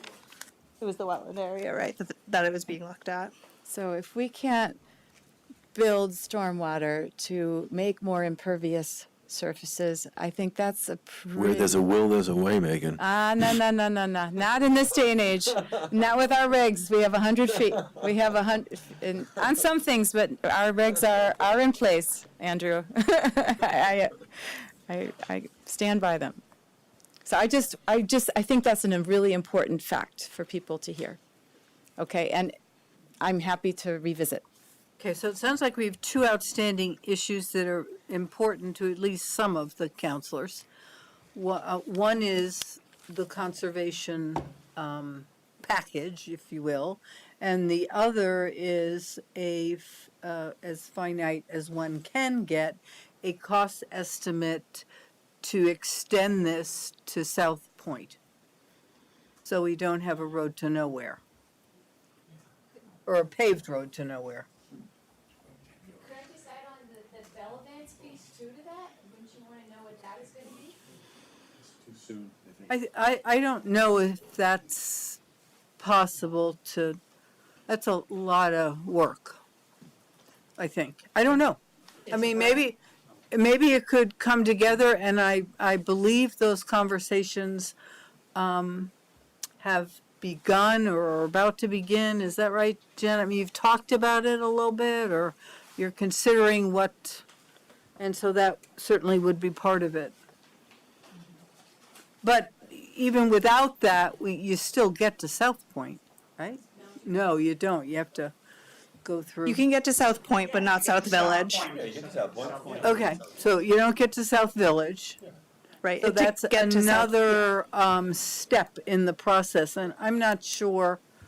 I mean, I feel like if we keep adding on, we're going to have an internal bike path that goes from the edge of Shelburne all the way up to, Route Williston Road, Which is great. Which would be great, but to make all of these pieces contingent on getting that all done is probably more than our city manager wants to chew on. She'll be here a long time. Well, she will be here a long time, but, she Let's make her probably job not too hard. doesn't want it to be her I'm ready to vote. retirement issue. Like, oh, good, this bike path got built. So I think those are two issues that need to be resolved. So is everyone ready we haven't really nailed what's a small parking area, but. That was my point of clarification. 12, is that what we were talking about?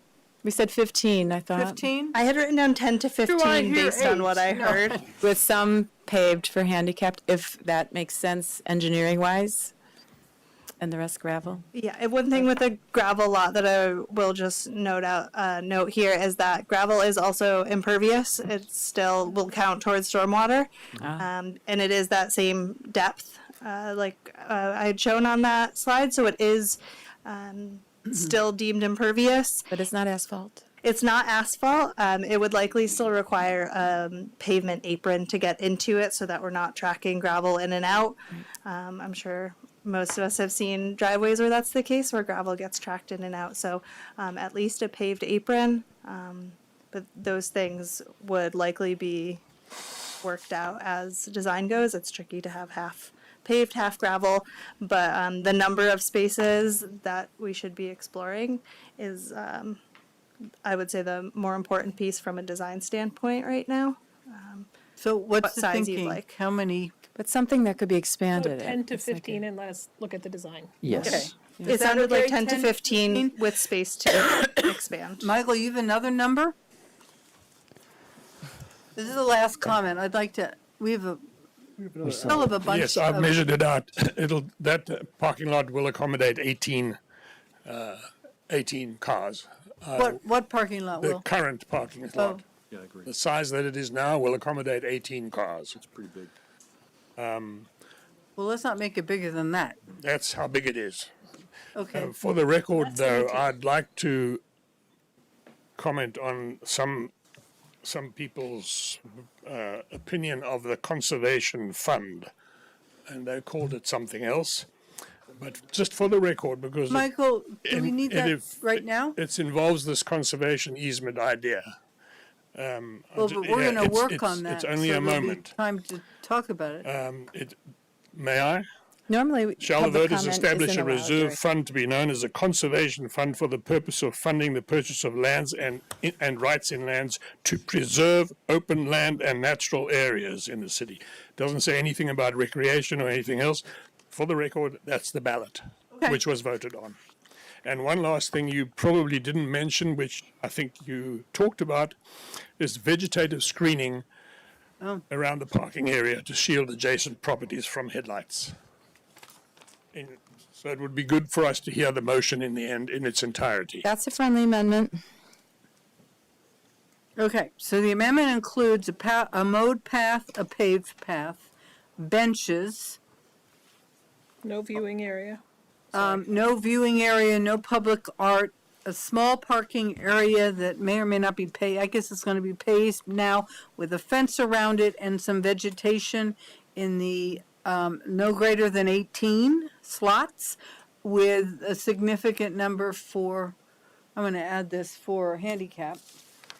I mean, not just one. Let's, if we really want to make it accessible.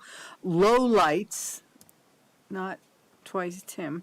And we're going to look in the future to look at the conservation issues as well as the easement and conversations with South Point to extend the path to whatever street it is that it bumps into. Is that?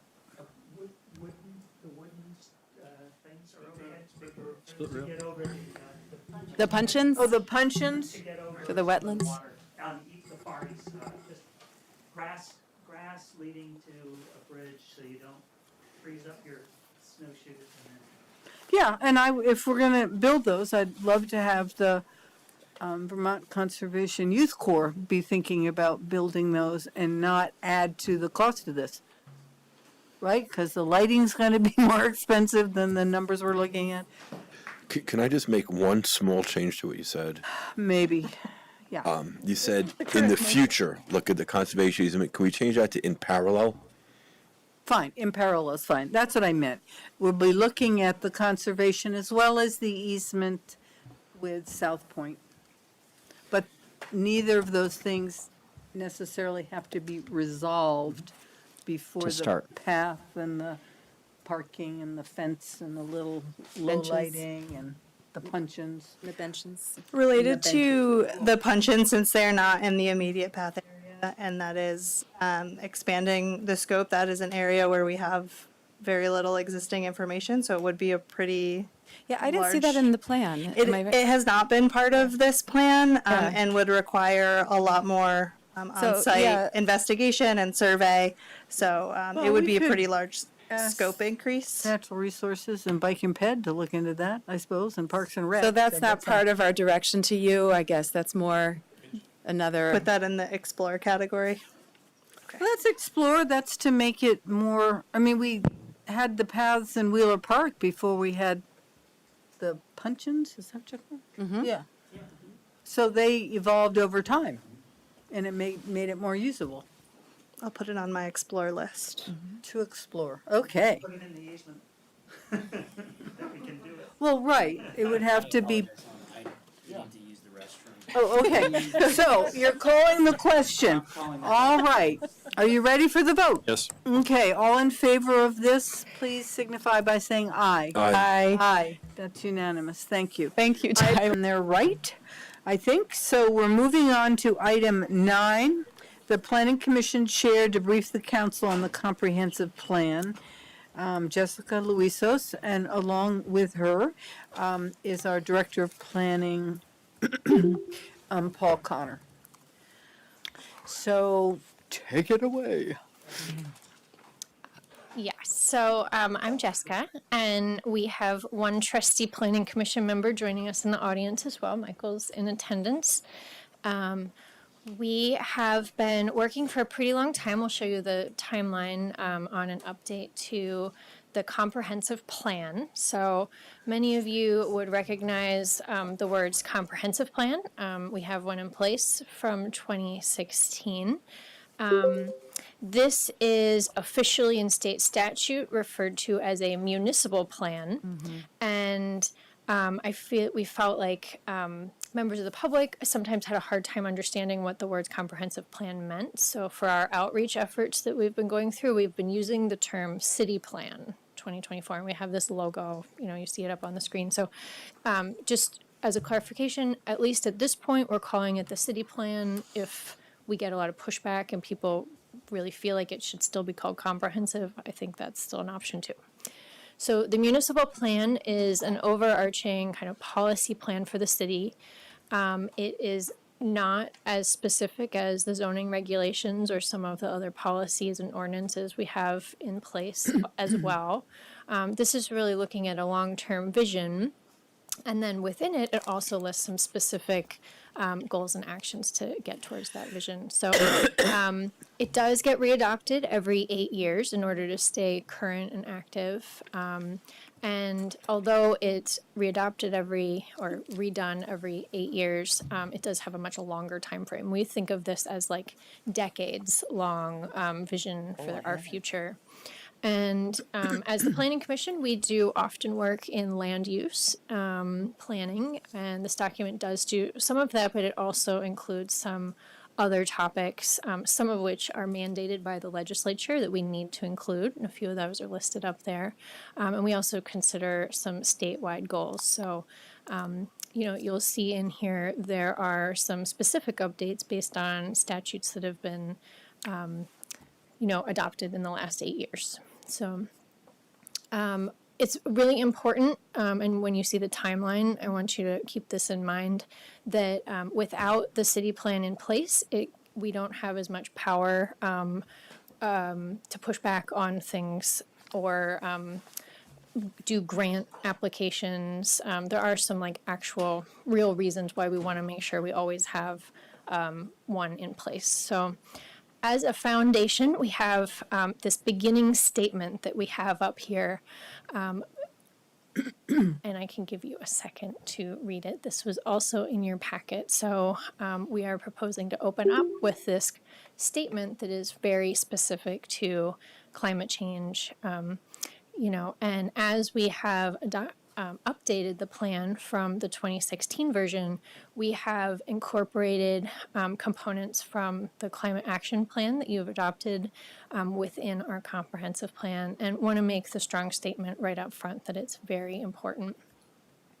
So moving into the next section, we had previously had 4 what we called vision and goals, and we are proposing to kind of change that to be our guiding principles. And I'm going to leave this slide up for a little bit.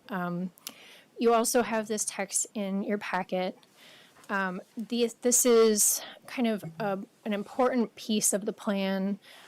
Will be kind of right up front as a summary page. And if you remember from the current plan, we have 4 vision and goals right now with various bullet points listed underneath each of those. So on the screen you can see there are still 4, and they are similar to the previous but have been updated. And instead of having bullets, we have some kind of descriptive sentences. We felt like the bullets that we have right now may feel to some people that they're supposed to be inclusive, and there's just so many topics that would fall under these guiding principles. We felt like kind of a more descriptive approach is important. One of the other things that you'll notice is that right up front we say the overriding guiding principle of this plan is to make every policy decision through the lens of climate resilience and reduction in greenhouse gas emissions. And then we have our first guiding principle of climate action listed above as an overarching kind of lens in which we would see all of the other pieces of the plan. You can see then it says that South Burlington also holds high the following guiding principles in every action we take as a community. And we have our other 3 guiding principles listed there: the inclusive, fair, and just, thoughtful and sustainable built environment, and collaborative and engaged. And you as the City Council have used the 4 vision and goals from the current plan quite a bit in your policy making and kind of justification of some of your actions. So, this is kind of that upfront summary. Then moving further into the plan, we are, as I said, building on the 2016 plan. We have tried to add more measurable goals where we can and kind of streamline the whole thing so that it's shorter, not as redundant. Some of that has come with reorganization of sections where we felt like we could combine things into more succinct topic areas. And we also have other plans that the city has adopted that are kind of underneath this one. So, for example, the Parks Master Plan or the Climate Action Plan that you have adopted also are kind of standalone plans that are really amazing documents that we would refer to in this one. I was just going to jump in to say that as a result, this draft plan is quite a bit shorter in numbers of pages from the last one, and a big chunk of that is descriptive elements. So a parks master plan will have a much more robust discussion of describing each park, whereas here that section was shrunk down a lot so that the plan, the city plan, the comprehensive plan can really focus on getting right to the key issues and not be as much of a descriptive discussion of everything. Which is nice. It's less to read or get lost in if you're looking for something specific.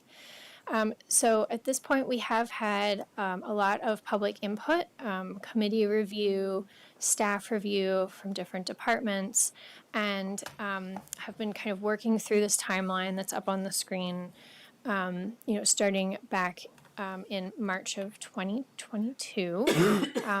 And as part of that process, we've had a lot of input, that covers a lot of the first boxes. And for your, I just want to very specifically point out some of the end pieces here, because this is where I think you as a group are going to have to, really step in with some actions of your own as well. So at this point, we do have a full working draft. It's dated July 6th. And we are working on some kind of more informal public outreach and collecting information and doing listening sessions and soliciting comments from the public through mid-August, or I guess we have a August 2nd.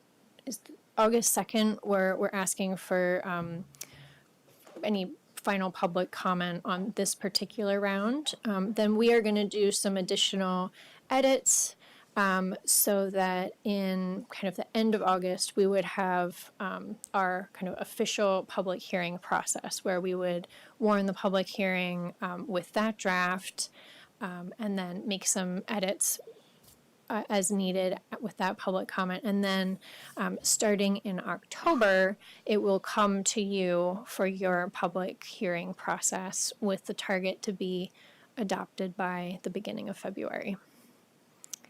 So that is our process we're in now.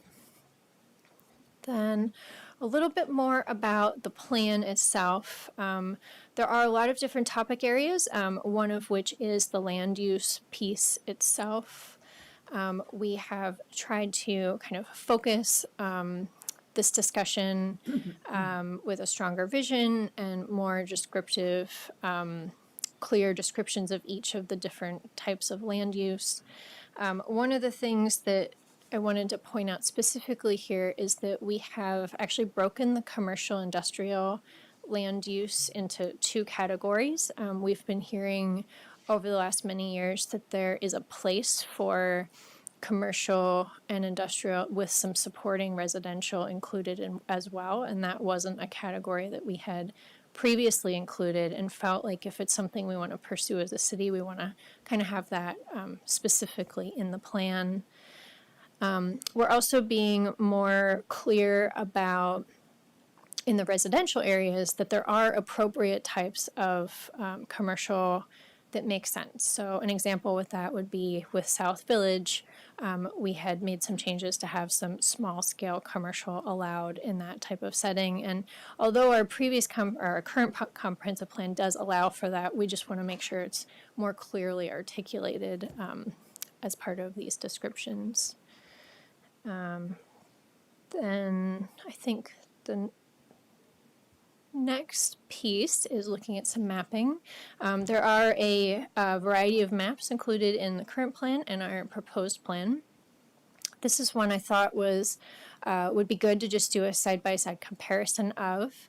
We have our future land use map from 2016 on the left, and we sometimes call that the fuzzy map because you can see there are fuzzy boundaries between each of those future land use types. And then on the right, we have the draft 2024. So some of the things that I just want to point out, the kind of purplish color is that new category of commercial with supporting housing. So we've designated some areas where the conversation has come up that it might make sense.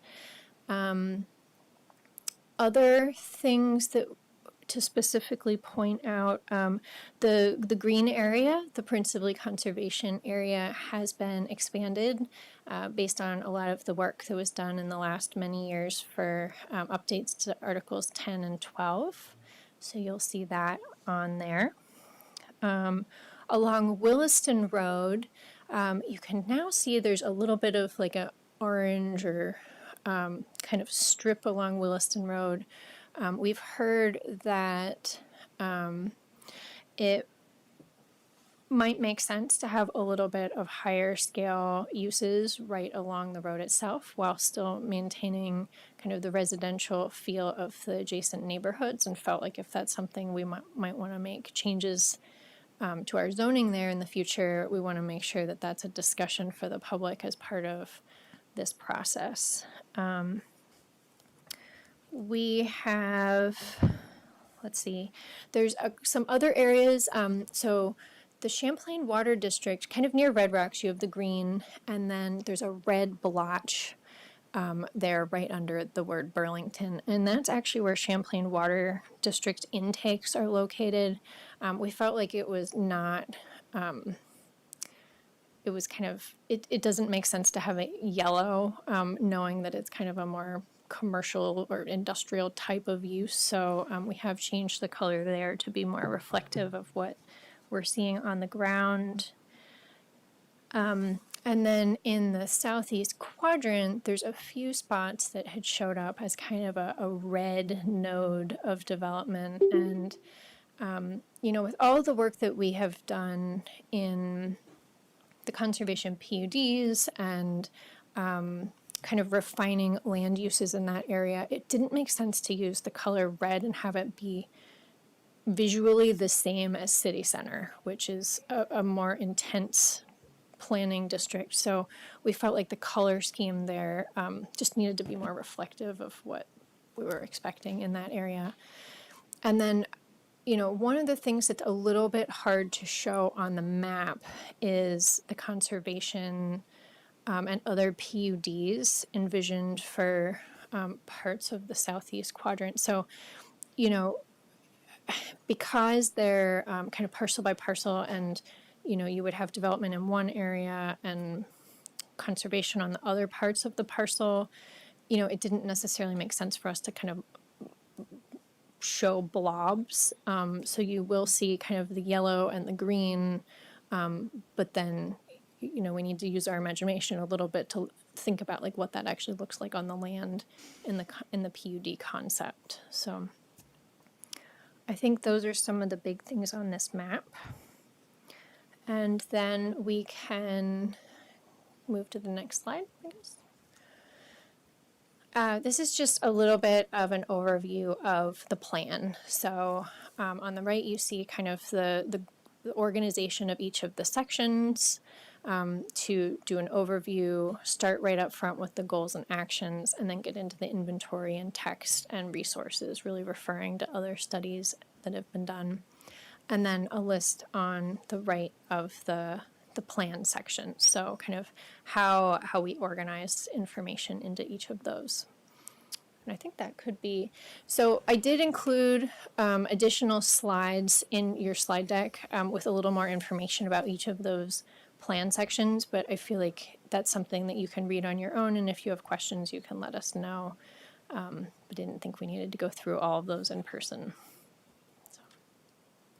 So that was what we had prepared. So, Yeah, Megan, you have Yeah. some questions or So comments? I think you were here for part of the discussion about the Hubbard Park path. And there we were clearly talking about climate change, but also equity issues. Did you see that discussion as reflective of what kind of your hierarchy, that seems like a soft hierarchy, but I just want to know how hard it is between the climate change being the top and then the equity and the thoughtful and sustainable build and the cooperative. How do you see those pieces? I mean, I think that your discussion kind of showed that. Like, let's make sure that we're not favoring one population over another, but we also have these big goals that we're trying to meet as a city, and we've set climate action goals, and this is one way we can achieve that. And I think that it's a really good example of. Okay, I think that that's, I've always been convinced that if we put equity alongside climate action, because serving the least served populations, those that live near highways, those that live in polluted areas, those that have to rely on cars because they don't have access to basic services, that if we focus on that equity piece with the climate action, it does bolster the climate action because we're lifting up everybody to where we need to be. So I want that to really be closely wedded. Like, in my mind, without that equity piece, you're going to fail in climate action. We're going to have complete disparity, and I just really wanted to say that. Well, I think the Hubbard Park was a pretty cool example of that. And in my mind, almost an easy example versus some other things that when you put equity with climate action, it might be more challenging to make those decisions. See, that's when you make me pause. When you make me pause, because I think that when you talk about a meadow, right, obviously the best thing for that meadow is to do nothing. Let's just be really clear about it.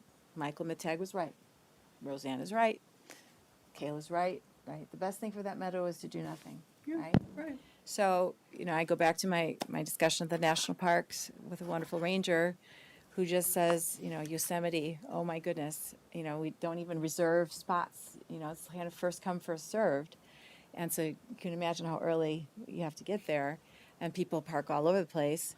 And so she said, we're still working on the people and the park, the people and the park. And we want to bring people to the park, because if people don't come to the park, they're not going to become sensitive to why we need to preserve natural spaces, right? So we have to have the two together. We have to bring people to our parks. I'm not saying the most sensitive natural areas where we have, walking trails that are cutting through breeding grounds, but we have to give people access to our natural areas so that they can say, this is why I'm spending this much money in taxes to preserve biodiversity and to preserve the tree canopy and to preserve our, all these things that we know are going to be critical to the survival of our species. I'm just saying that I think that was an example that made it very clear, and to my mind, an easier answer than when we get into housing. And if no one's building affordable housing, we're kind of up the creek, right? So it's harder when it's the public or private groups that you need to sort of string along. I mean, we own the land, so the city can say, yeah, equity is important, and this is how we achieve it, and this is how it responds well to climate change. Housing, I just think is an example that's a little more challenging. So I don't disagree with you how important it is. I just think our conversation and even the options we have as a community are perhaps more limited. If Well- you own the property or if you have control of it, I think it's easier to make policy that supports climate action as well as equity. Right. If you have to work with someone who may not share those goals and they own it, it's a harder conversation. Right. I mean, what's your leverage? So I'll just bring it back to Williston Road, because just to finish my thought, we need community gardens and we need to have open space, even in those high dense areas, and you use the term in your map here, let me find it. The High, low? high, Scale. the higher scale, primarily residential higher scale, and then the balanced high scale mixed use.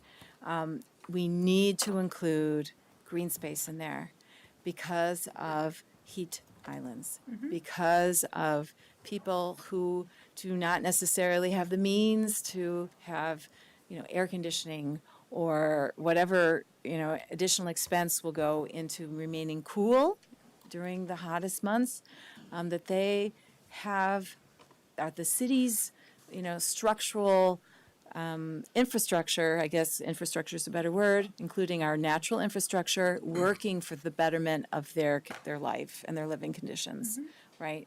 So not just to have concrete in that area because we really need to save biodiversity in another area. I know you've heard this before. I know I'm kind of also preaching to someone who's been very thoughtful about this, Jessica, as well as Paul. But I just want you to hear it again, and I'll keep repeating it. Because I receive emails about it all the time, and I let them know. I say it every opportunity I get.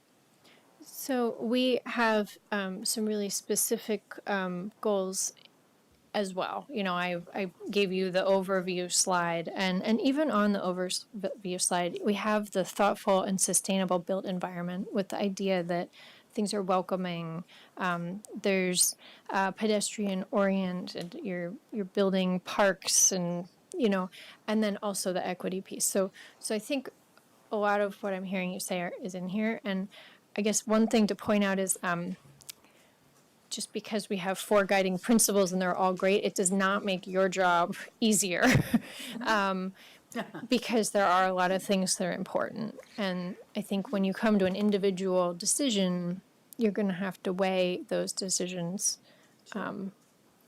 with all of these things in mind. And now that the presentation's off and I can see the people in attendance, I just wanted to acknowledge that Laurie Smith and Paul Engels are also planning commissioners. And I had only mentioned Michael because I saw him, but they're also attending virtually.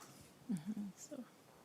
Other comments or questions? Just a quick one that I really appreciate the separation of the commercial industrial, and housing, because I think that there's a lot of potential there without getting into the whole equation of the schools and stuff, but there is land in those areas that is ripe for some form of housing that's fairly dense, right? And is compatible, I think, with those industrial or commercial uses. So I think that's a forward-looking stance to take, and I appreciate it. I just have a question. Sure. Maybe a minor thing about the future land use map. The area along the water, I guess the Farrell, I don't know if it's, the entire thing is Farrell. I thought some of that is wetlands that's showing yellow there. I guess I would have thought more of that would be green, or that we would hope our vision would be for that waterfront piece to, plan for that to be more green and not to be developed, similar to, Chamberlain's yellow. I in my mind, you wouldn't be building like a Chamberlain neighborhood on that waterfront. At least that wouldn't be the vision. Do you want us to pull the map back up? I believe there's a pretty big strip right along the water Queen itself. City Park in yellow myself, but Is that Queen City? Yeah. No. Isn't and Rocks, but then you might be also looking at the old Farrell property. Yeah. That's what I'm looking at. That's a big.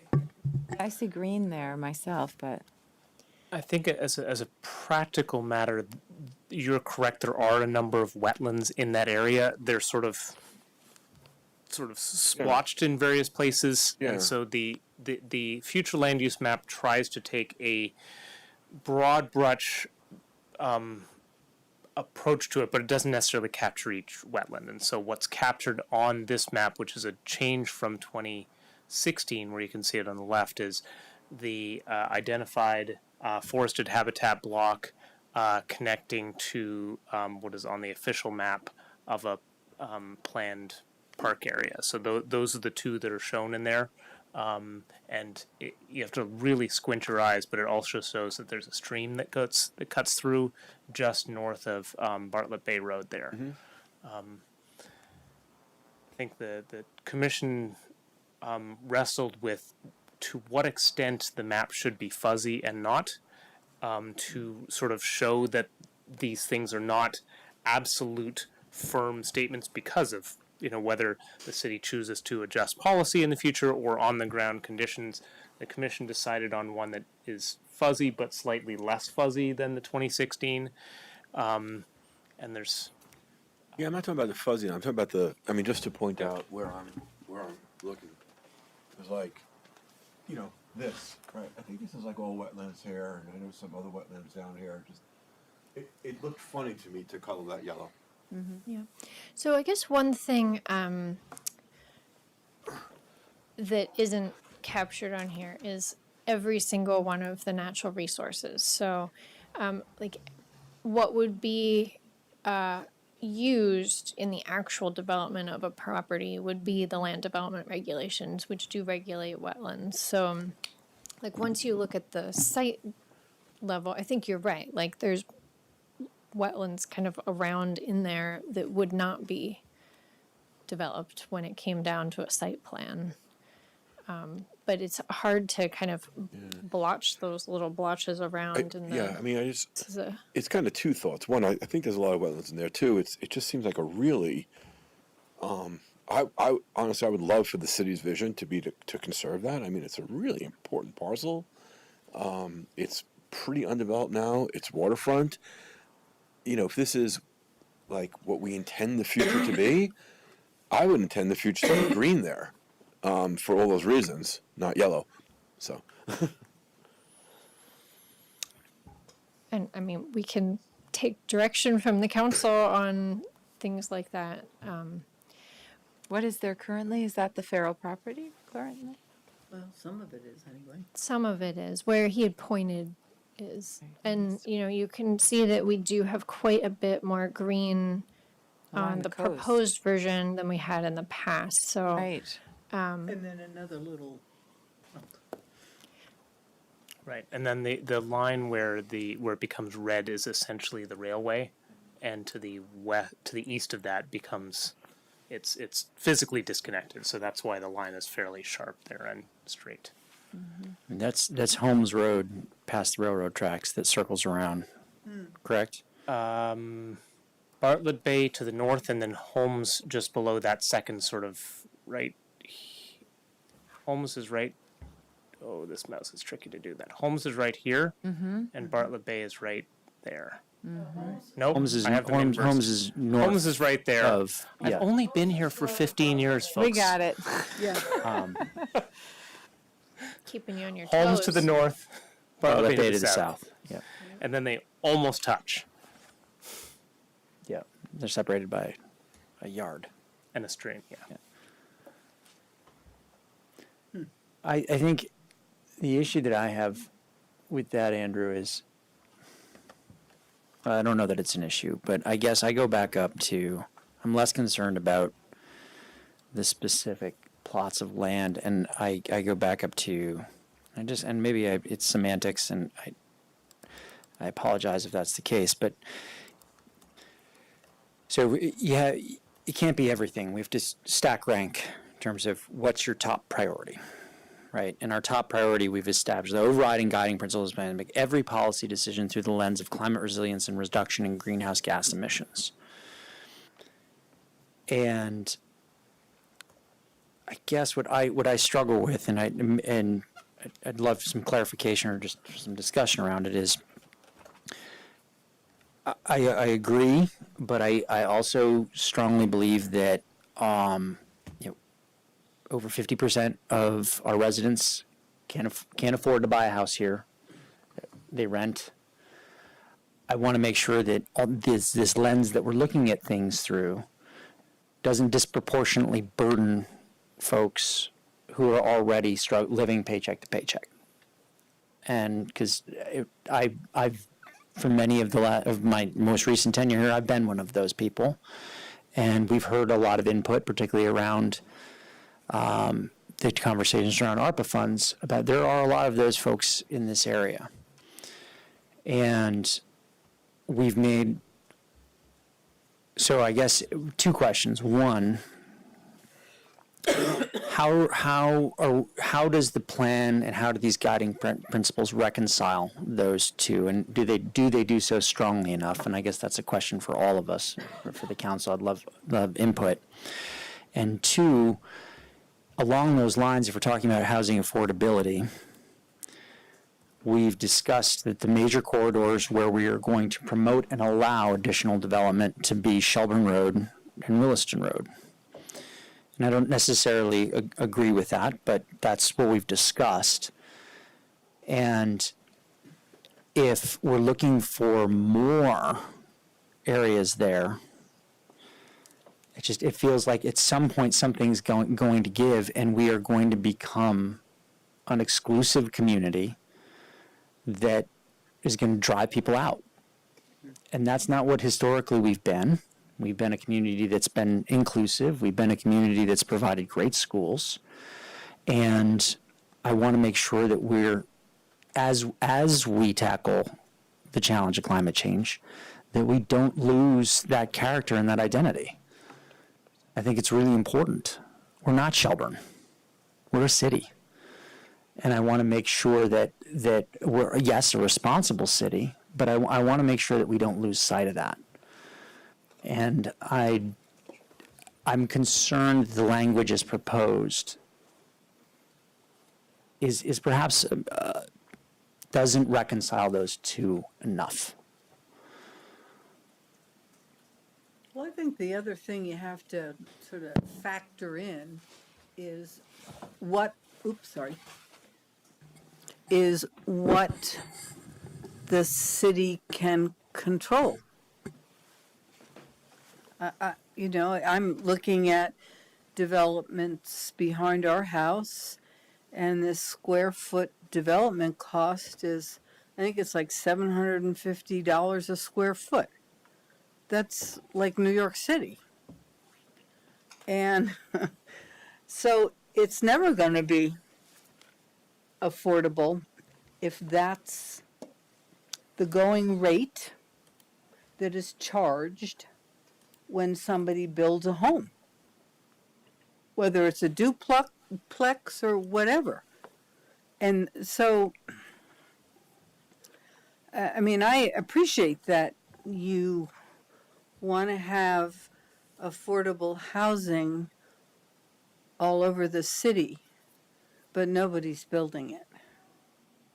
And it's not, I don't think, just because of our LDRs. I think there's other stuff at work. Maybe simply greed. I don't know. But, perhaps, I guess the counterpoint to that argument, Helen, and is one could say the exact same thing about climate change. We're limited in our capacity to fight climate change as a city alone. Mm-hmm. But yet that is our top priority, and that's our guiding principle. Mm-hmm. And just as we've made a decision that we are not going to rest on our laurels and throw our hands up in the air and say, well, there's only so much we can do with climate change. I would like to see us take that same tack for making sure that we remain accessible and that we try our damnedest to retain our character and remain accessible as a community. I don't disagree. I'm just looking at the reality of what we as a community, municipal policymakers can actually do. Mm-hmm. And usually I'm not very pessimistic. I'm a pretty optimistic kind of person. But I look at what's happening with development, and it's not just South Burlington. It's all over the country. Stuff is just so expensive, and people are paying it. And the people that, you're talking about for that diversity are stuck with different kind of housing, if there is any. If I could jump in here. Sure. I know Jessica wants to say something too. I just wanted to say that I really liked this purple, which is new.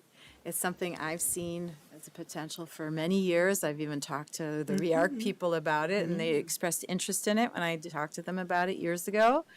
And so I'm just really glad to see that moving forward. And having served on the IZ,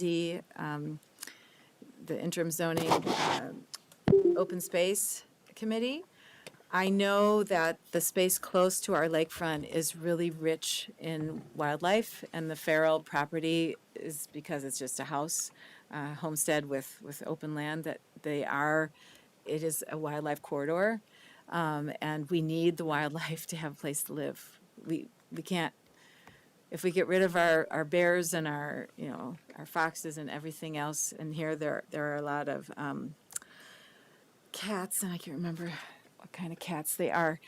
But that is really important wildlife territory there.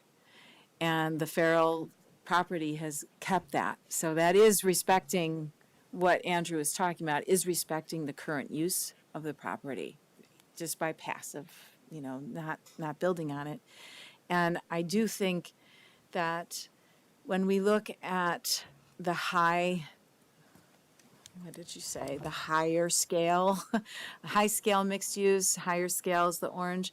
If we really include places for people to go sit under a tree, to have their children play where they can watch them play, we need to include that. There will be a market for that. And I think because it's on our high transit areas, it makes sense. That's where people can catch a bus. Some people choose to live in high rises. My parents downsized. Someday, I won't be able to take care of my yard either. And we just have to be ready for that stage of life and age gracefully. We all don't want the same thing. We don't all need the same thing at the same stage at different stages of our lives. So I really want to focus on that purple, which I think is a really positive thing. I wish we didn't have F-35s flying over them, but anyway, that's just the fact of life here in South Burlington. Jessica, you wanted to say something? Did you have a comment? And then I Lisa. guess I just wanted to say, I didn't read all of the words in those guiding principles, but affordable housing is specifically listed, as well as under the thoughtful and sustainable built environment. We're really talking about all of the different areas where people live, really striving towards that welcoming, walkable, with parks and facilities, safe, resilient. I mean, all of those things would apply to all of the different areas, whether it's the red where there's more mixed use, whether it's the orange where it's higher scale, or in the yellow as well, where we would expect some neighborhoods as well. So, it's not only the red areas where we'd see affordable housing, because of our other policies we have in place as well, like the inclusionary zoning, which does include affordable types of housing kind of throughout the different areas of our city. Lisa, did you want to say something? Come up to the mic, so please.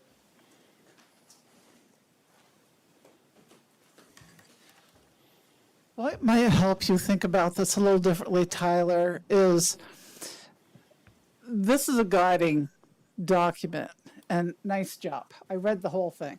And I made some notes too. When it comes to housing, that's one of my worries. I was born here, I grew up here. I worry about being able to stay here. I live in Queen City Park. You have all these forces outside my neighborhood. I mean, not just South Burlington, but outside, that are saying, what a great, fantastic place to live. It's a neighborhood. When I was a little kid, it was the poor side of town. We had somebody pay $1.3 million for a house down there. I told them how stupid they were. I know what those houses were. They were originally camps, and people have had to redo them. So affordable housing is a wonderful concept. Unfortunately, people who are here are being pitted against people coming in from outside that have the money, they have the resources that we just can't compete with sometimes. So where you're forcing developers to have units or housing that are for lower income people, that is something we can control, but we can't control everything on the market. But I understand where you're coming from, because I do look at that. And yes, I think about, I'm aging too, and I turned 65 on my last birthday, and I think about the fact that at some point my yard's going to be too much for me to be able to take care of. And yeah, I have no problem going into senior housing. But am I going to be able to even afford that? Is there anything going to be available because of the influx of people that have been coming here? So there's a lot of concerns, and that's where we can probably have a little bit more control with the regulations and planning and stuff like that.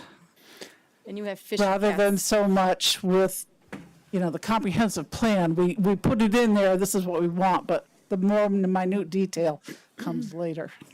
And you have Fisher cats in your part of town, and there's a lot of runoff along the lake. I personally would not want to build a single-family house there, to be quite honest with you, having visited that part of town.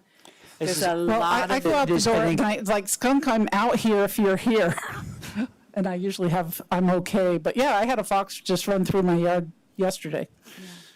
Yeah, I don't mean for the conversation to focus on whether or not this yellow patch is appropriate for housing. That's the bigger issue is, again, around our comprehensive plan. Are we taking enough measures, and are we thinking carefully enough about how we are going to balance not affordable housing, but strike a balance between our vision and our desire to fight climate change with balancing the affordable, neighborhood-oriented character of our community. Not affordable housing, but affordability. And, again, I worry we are going to have big bills coming up regarding our schools. We're going to have big bills coming up regarding mitigating climate change. Particularly, we had the plan is wonderful. It's not free. And there's a fixed amount of, finite amount of income that we are generating as a city, revenue, and it's only going to get more difficult as years go on. How are we going to balance that? And is that adequately represented here? And is it adequately reflected here? And housing is part of it, but there are other components too, and I worry about that. And I want to make sure I'd like for us to have the conversation around that, because like Helen, I don't know that I share everyone's optimism that we will be able to attract or retain residents after their kids are done with our schools. The tax burden is really high. And as soon as your kids are out and as soon as you decide to downsize, that might be a real consideration, it might be a real factor. And I worry that if that is our plan exclusively for how we are going to invite more people in, I worry about that. I share your worry, and I sat on San Diego sidewalk patio, listening to the last meeting, and I heard our tax collector say that our tax rate can go down because we have more in our TIF district and more in our rooms and meals and grand list. And I'm like, yes, no, It's not going down. It's not increasing. it's not as much. increasing as much. Fine. It's still going up But 5.4%. but I meant that it's going down from what we had passed. Projections. The projection. What we had passed in March, it's lower than that. People will not be paying the same amount in taxes as what we had told them in March. Am I right? It's a lower projection. It's a Right. lower projection. But they didn't have a Thank you tax for- bill to actually look at. It's a lower increase. Yeah. It's a lower, but it's an Jessica. increase. It's a lower increase. Yeah, so we, But so I that's guess what- thank just to kind of circle back a little bit. So what we're doing today is we're giving you an update. And I think it's kind of our job as commissioners to spend between now and October, when we're back to you, kind of evaluating that. Are we balancing right? What is the public feedback? Does this continue to make sense to have climate change as an overarching goal? And those are the kinds of things we're going to be hearing back from the public on, and going to be able to come back with maybe some answers to what you're saying. And, you know, we've heard from public and had a lot of discourse in topic area discussions and things for months, and this is where we've gotten to at this point. But, you know, we do still have work to do between now and October, when you're going to see this again. So I think our plan would be to answer some of those questions for you. Does But it feel like the right balance? Our increase is lower because we've been building this congregate housing. Let's just make it really, and correct me if my misunderstanding, but, and if we can build commercial, it will further be lower increases going forward. So I really know from years of working with the staff of South Burlington, and we've gone through several city managers. Paul's only the second city planner I've worked with, and they know what they're doing. And I see other communities, I won't name any names, but they're paying nearly twice what we're paying, and they're living right there. So we just have to really keep pushing like you're pushing. But I'm not ready to say it's doomsday. I really think that we're moving in the right direction. I really do. Yeah. Okay. Can I have two wrap-up points if possible? So I know you have the supplemental slides, and I said I wasn't going to go through all of them, but two things I do want to point out is that with our planning areas, there's a map in there, and the planning areas, there's discussion about each of those kind of quadrants almost of the city, and then there's one for city center. And in our 2016 plan, city center central district, you know, had kind of a funny hourglass shape, and we've now made it blocky. So what it means is that we're not leaving the neighborhoods kind of adjacent to our central district kind of hanging out there, and we want to kind of focus kind of that whole area discussion, including those adjacent neighborhoods in this plan discussion, because those interactions are important. Good. And then the other thing that I wanted to point out is that we have included all the information we need for this plan to also be an enhanced energy plan, and that's important for various things. And I think one of the biggest ones is so that we as a city have substantiative difference, and that's not the right word, substantial difference when there's an application in front of the Public Service Board. So those are two kind of bigger changes that, you know, there's more details in your packet, but I thought I could point those out. And then Jesse, I think Jesse wanted to say something. Well, I guess I was trying to go back to Jessica's attempt to ask the question of what feedback you got that would be helpful to the Planning Commission tonight. And because I thought that was a really good question for the council, because all the things you're debating are the things that will be continued to be debated for the next 6 months as the plan is finalized. So I think what I'm hearing from counselors is that you're comfortable with climate change being a very high, if not the superior goal to everything else, but there's an interest in looking at that balance and looking at ensuring that all of the 4 areas are really highlighted and equitably treated across the plan, even if one's kind of above the other. Is that guidance that's helpful to the I'm comfortable the way it's written. Planning Commission? Yeah. Yeah, I am too. I just, the whole thing is what's realistic in the end. And so you have all these goals and you strive to meet them. And then the bottom line is the decision you make needs to be realistic Right. on whatever it is. Lori, you had your finger waving. You wanted to speak? Yeah, I just had a quick comment, and I just want to say, Tyler, I totally agree with you, and I'm one of the people that has been pushing hard for the climate focus. And I think that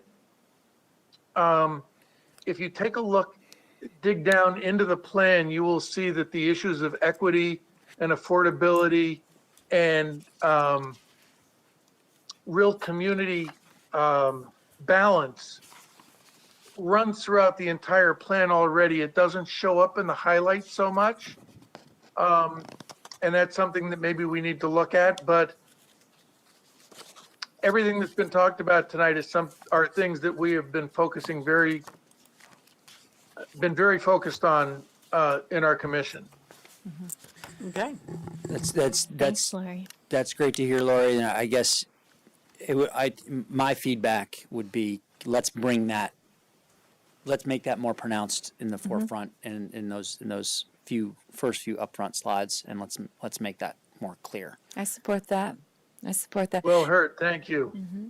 And keep in mind too, it's really important that we look long term, which the Planning Commission, that's what they're charged to do, is the incremental changes that might, seem like steep today. These are molehills compared to the mountains. If we don't do these molehills today, the people in 20, 30 years are going to be climbing mountains. And we have to plan for that. We have to plan so that your children and your children's children can pay to live here too. You see what I'm saying? It's a long-term too. 100%. And Yeah. we're very much on the same page. I want to make sure that comes through and that it's not one at all costs. One at all costs. That what's not one? That It's not climate. We're fighting climate change. Okay, yes, and I agree. At all costs. I agree. I think you guys are actually saying very similar things. Yes. Yeah, they are. Yes. Okay. Thank you. How you doing, Jessica? Thank you, and Paul, Sorry, and it the other was- commissioners. It's so late, yeah. And great work. Yes. One more comment on the comp plan before you You move may. on. So I'm going to step a little into your world for a minute, overstep perhaps, which I feel a little bad about considering how awesome the Hubbard Park conversation was.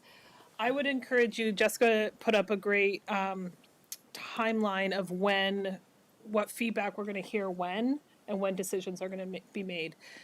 And the 5 of you have the ultimate authority on what is in the plan that gets published. So the Planning Commission is going to do a lot of public outreach and engage with people. They're going to finalize a draft that they recommend to you, and then you get to change it if you would like.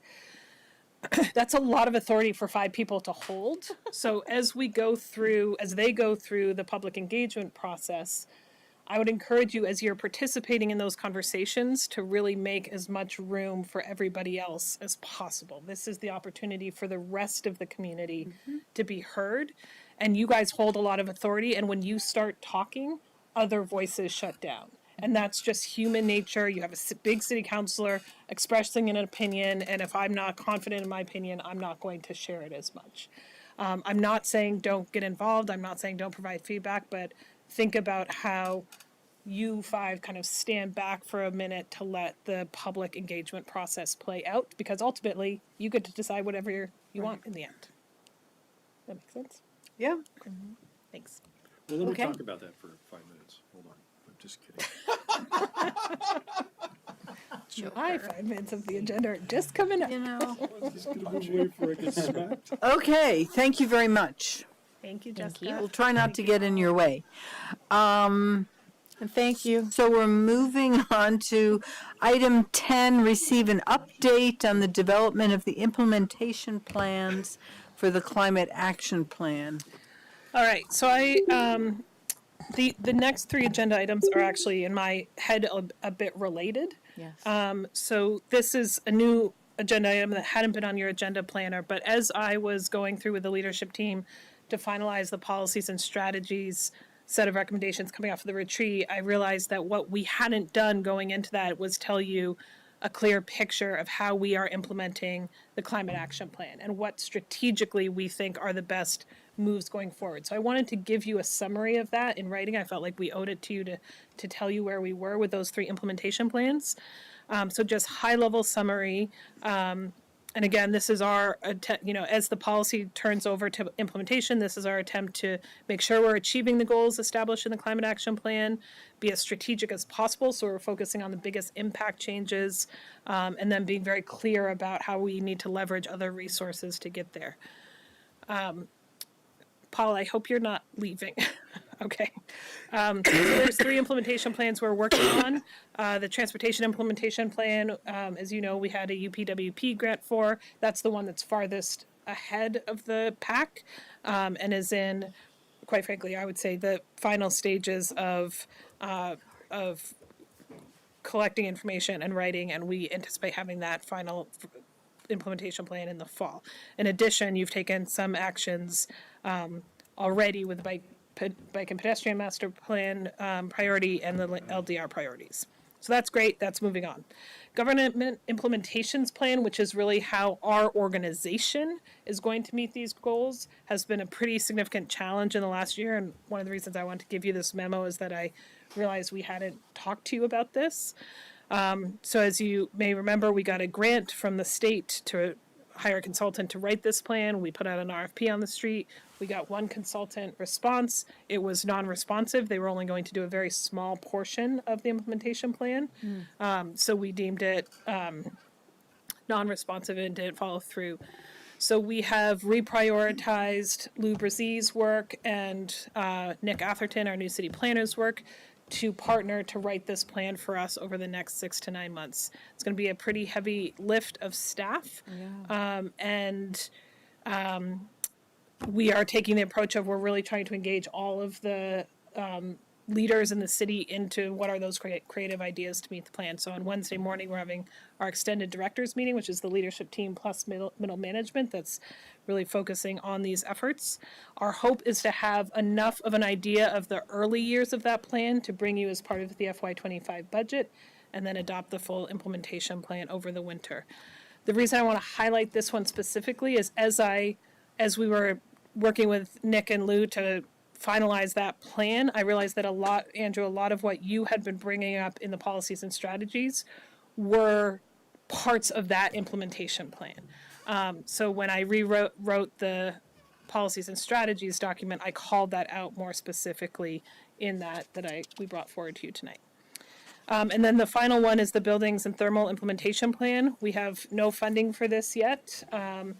But you have taken a number of steps already, and there are additional steps in the policies and strategies that are aligned to this work. But we don't have a plan for actually writing the implementation plan yet.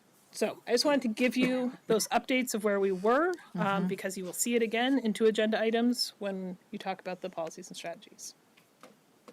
Paul, anything big that I missed? Just that while, we would have loved to have had responsive proposals to the RFP, this is also a really neat opportunity of a couple of folks, Lou having been involved with the city for a long time, to really build internal strength and support for something that really is going to be a system-wide approach. And so, we wanted to make sure, even if we did get a consultant, that it's not, here's something dropped on your desk, because it's really, from the very beginning of developing the climate action plan and the work for the energy committee, the question was, how do we make sure that it's sort of in the minds and in the thought process of decision making from the start. So I think that this this revised game plan, I think, will have a really strong ability to do that. Cool. Okay. That's all I wanted to say on that agenda. Okay, let's move on to item 11 then. Discuss and consider taking action to direct the city manager to work with the school superintendent on the transfer of ownership of 577 Dorset Street to the school district. So this is coming out of your conversation with the school board at the steering committee meeting recently. I think there was a lot of agreement between the council and the school board that starting to work towards this plan of transferring ownership of that property is a good idea. The superintendent and I certainly would recommend that we start working on that. It is a pretty detailed process that's going to require defining some legal terms, figuring out some shared use agreements, and additionally moving forward with the CHT lot line boundary adjustment for the ARPA funding. So I thought it would be appropriate for you to take an active vote to direct me to do this, because you are the ones who have the authority to sell property. I do not. So I'll make that motion. Second. Okay, any discussion? Yeah, have we disclosed everything that we needed to about that building to the school district? I'm just kidding. Sorry, never mind.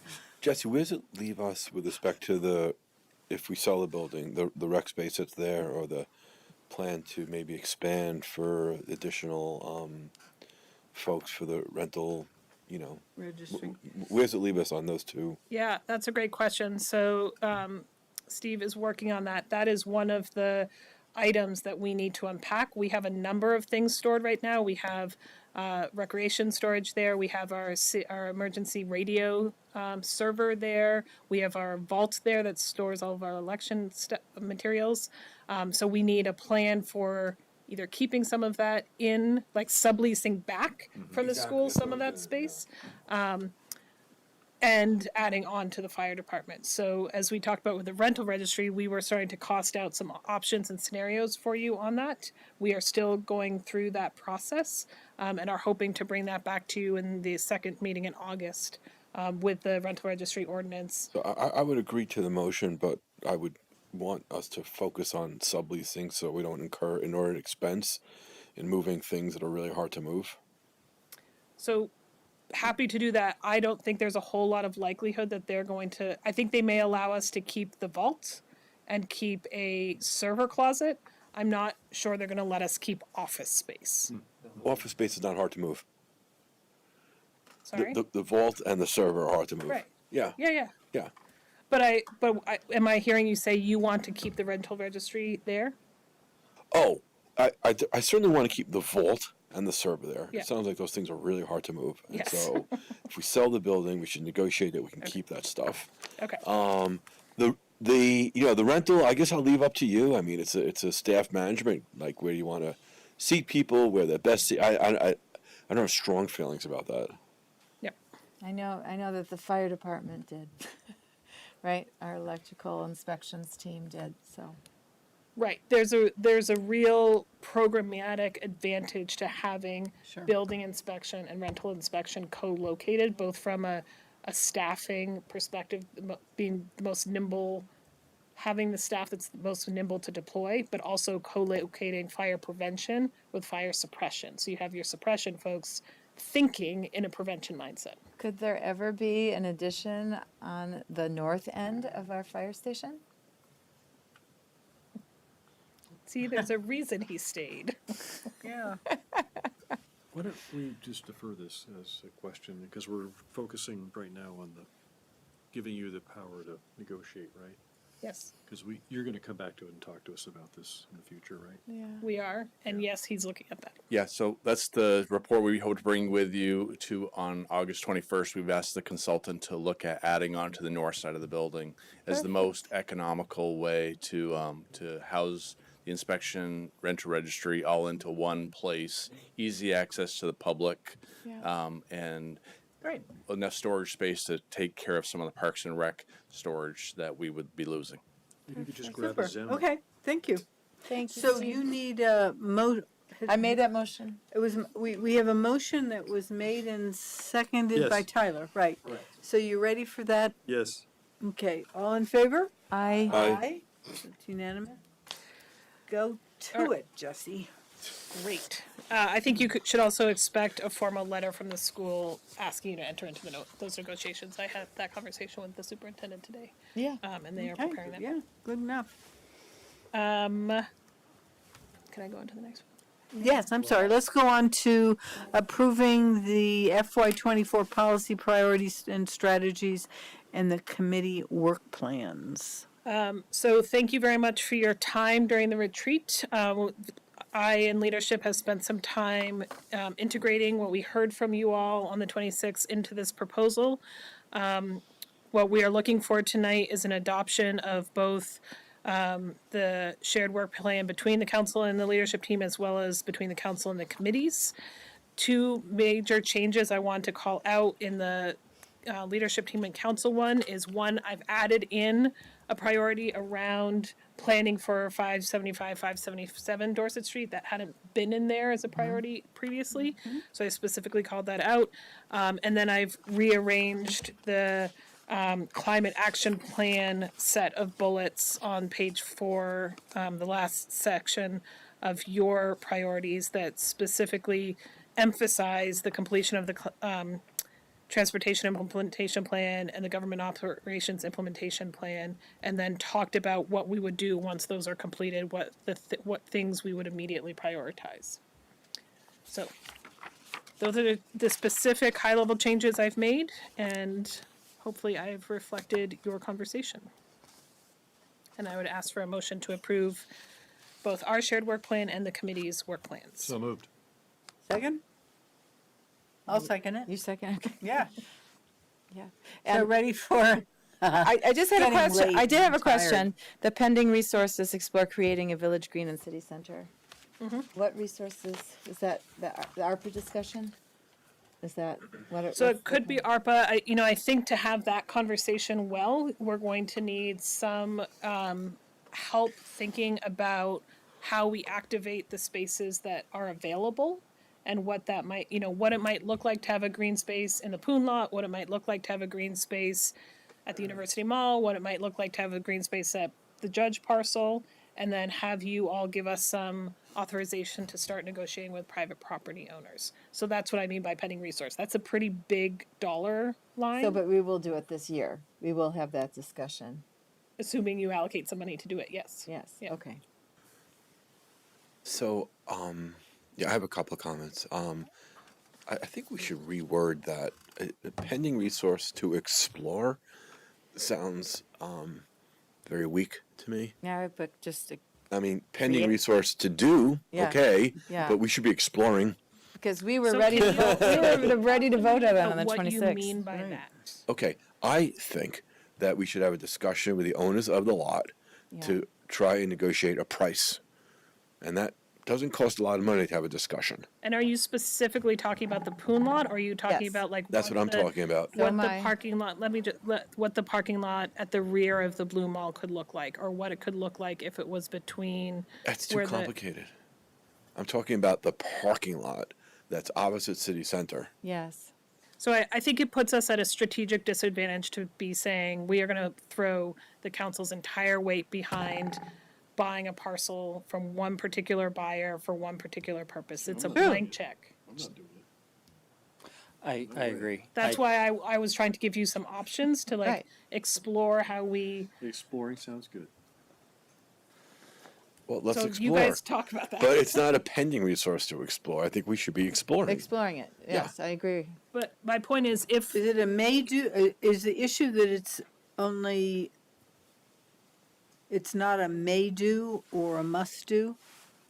I think it's to want to do. I think I heard. explore should be a must. I don't know how we're not going to do it, but to explore it, yes, we should be exploring it. Yes. so I don't know. let me try one more time. Yeah, I'm not sure, I'm not following.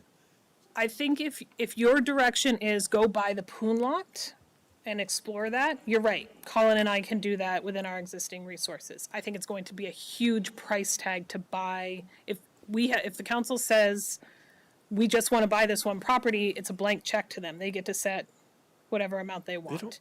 if we spend a little bit of consulting money saying to a placemaker, go tell us what this green space looks like, and this green space looks like, and this green space looks like, and do the assess the value of each of those parcels, and then we, in executive direction, you give us direction of how to do that. To me, that's a better strategic approach to locating a green space than you telling me tonight to go get the poon law. So can I can do that. So but I would like to do the must-do, explore creating a village green in city center. agree Because with if that. that's a small, amount of money just to have a consultant develop those 3 options, we'll give it to you. I mean, All right, we're so ready to. so that's fine. I'm happy to change that to a must do, Yeah. but I'm going to bring you back on your next council agenda an allocation of fund balance to do it. Okay, that's fine. Yep. I have some other comments. So, we talked about a tree ordinance. Is I don't that know if- amenable to everyone? For now, yeah. Pardon? Yes? For now. Okay. we talked about a tree ordinance. Is that somewhere in here, or is that too detailed? Tree ordinance. Where is that? I didn't see it. Talk amongst yourselves for a quick second.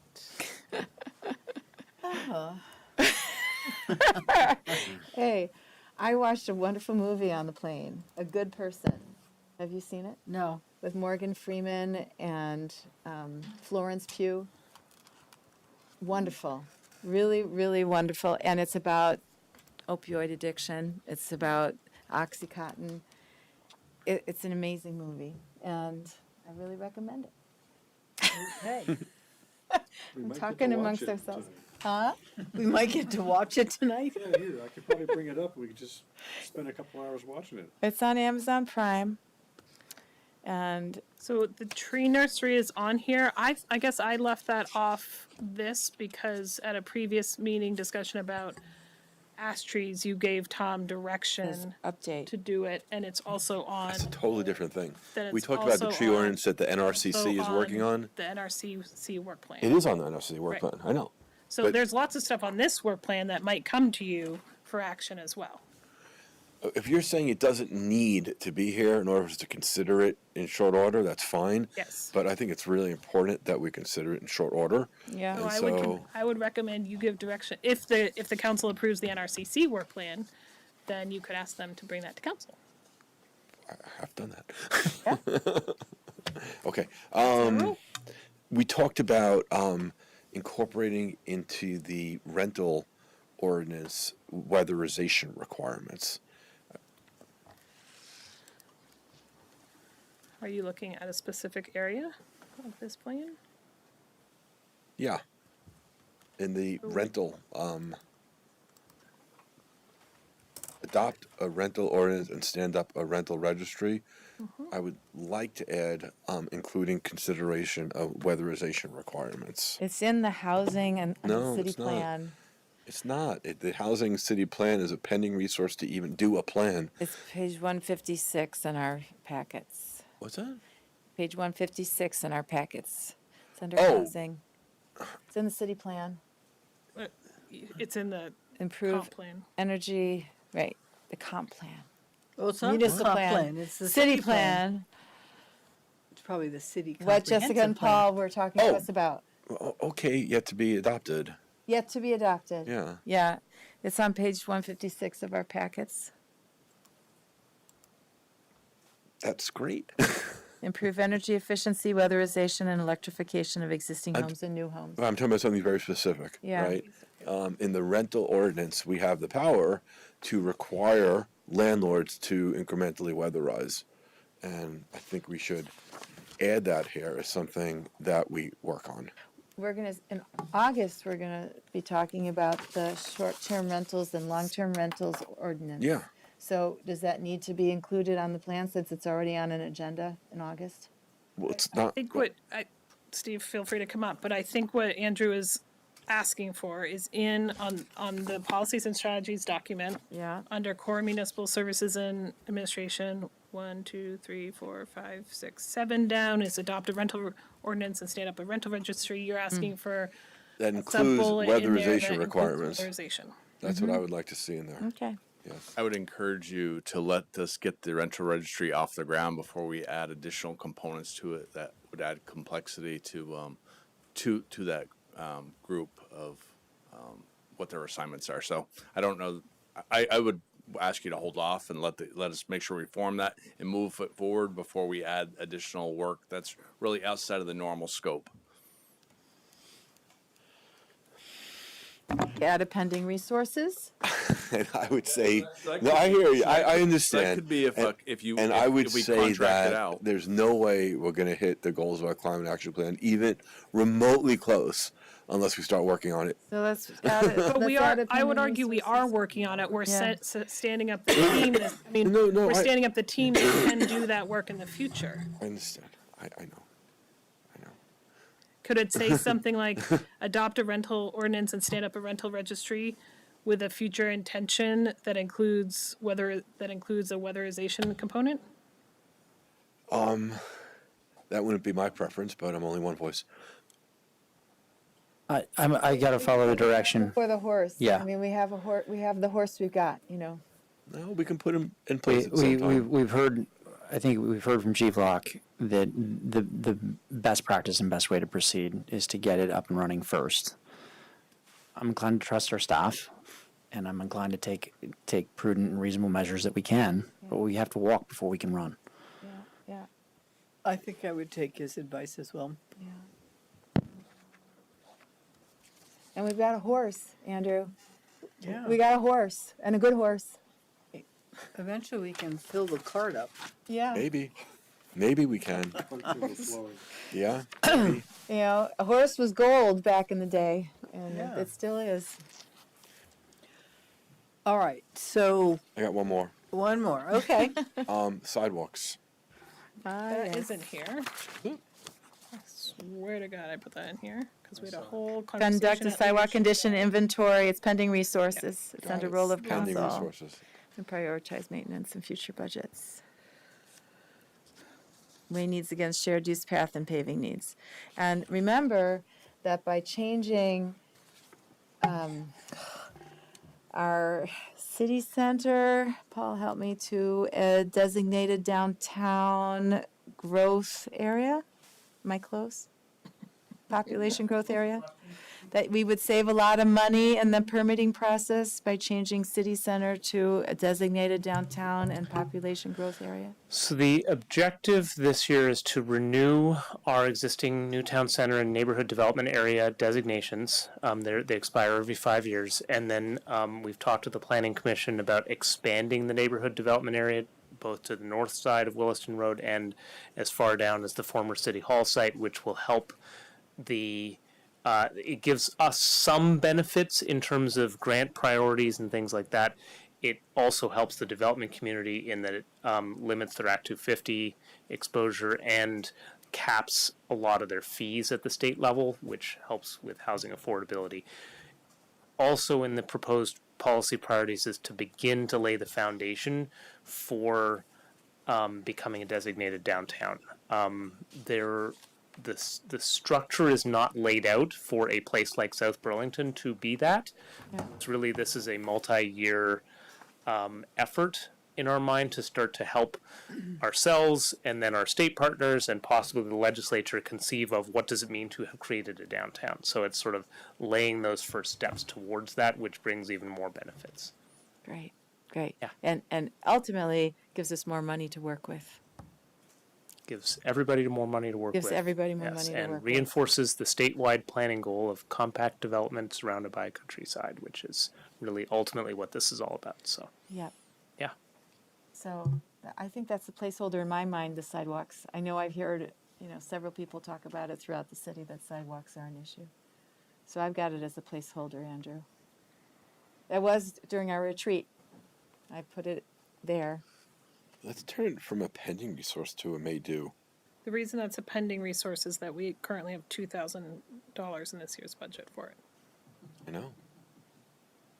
So if you want to give us resources, we would be happy to do it.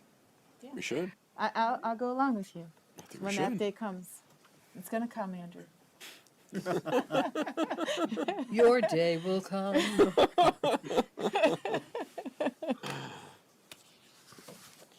Okay.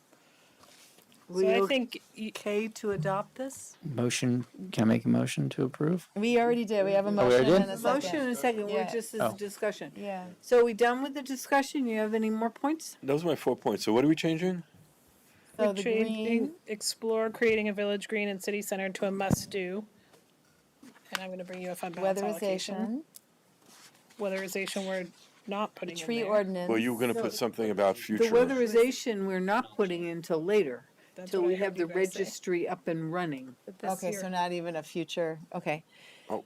The tree nursery, you have nursery. to bring, but you have to bring the NRCC's work plan forward for us to adopt, They have to bring it, yeah. right?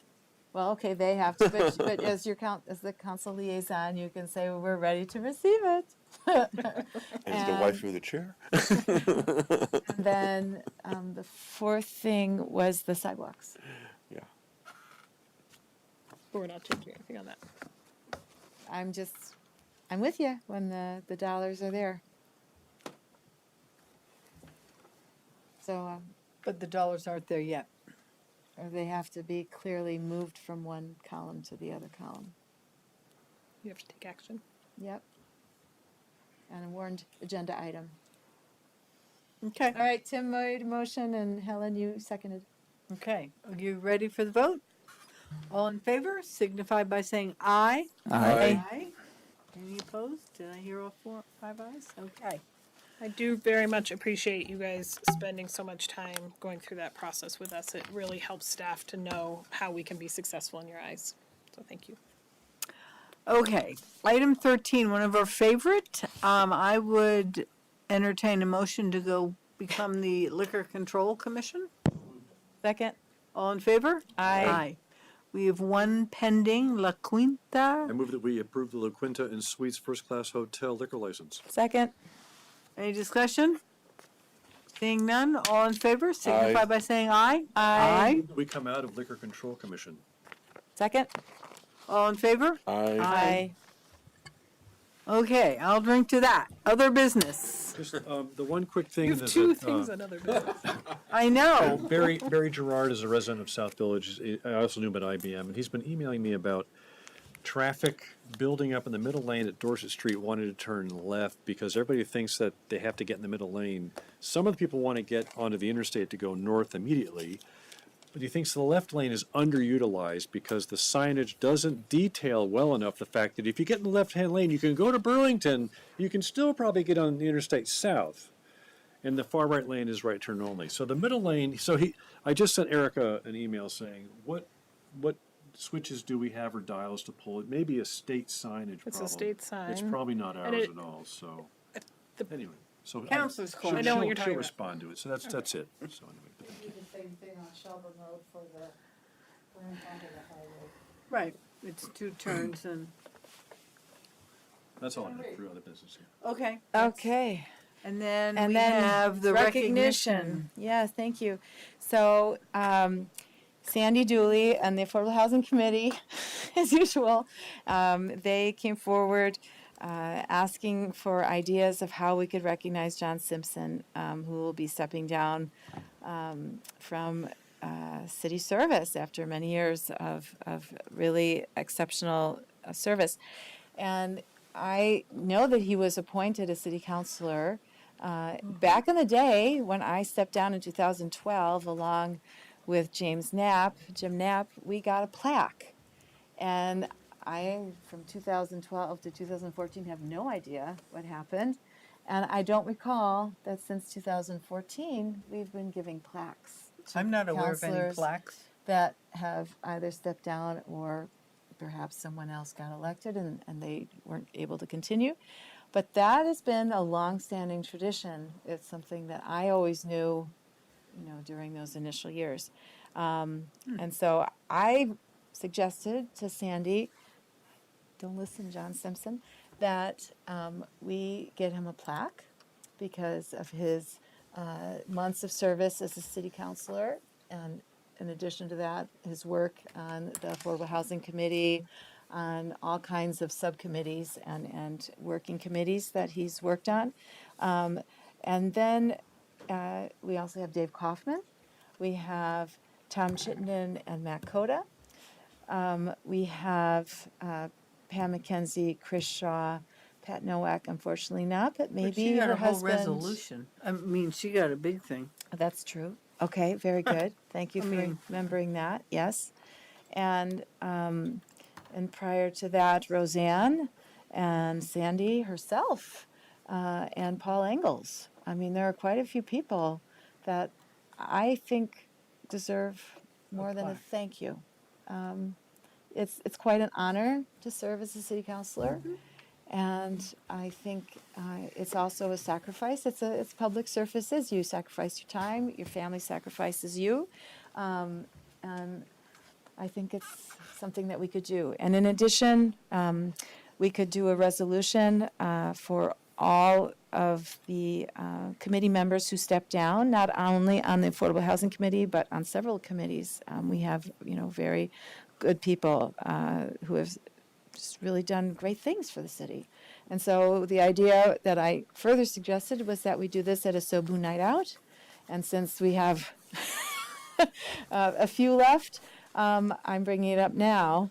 And I don't think this is like a serious action item. I don't know if we have to wait until August in order to approve this, but I would hope we could just tell Jesse, please do what needs to be done so that at the next Sobu night out that's possible, we can gather along with all these people and just thank them publicly and hand out some plaques and read a nice resolution that Helen would do, and just have a great party celebrating South Burlington in service.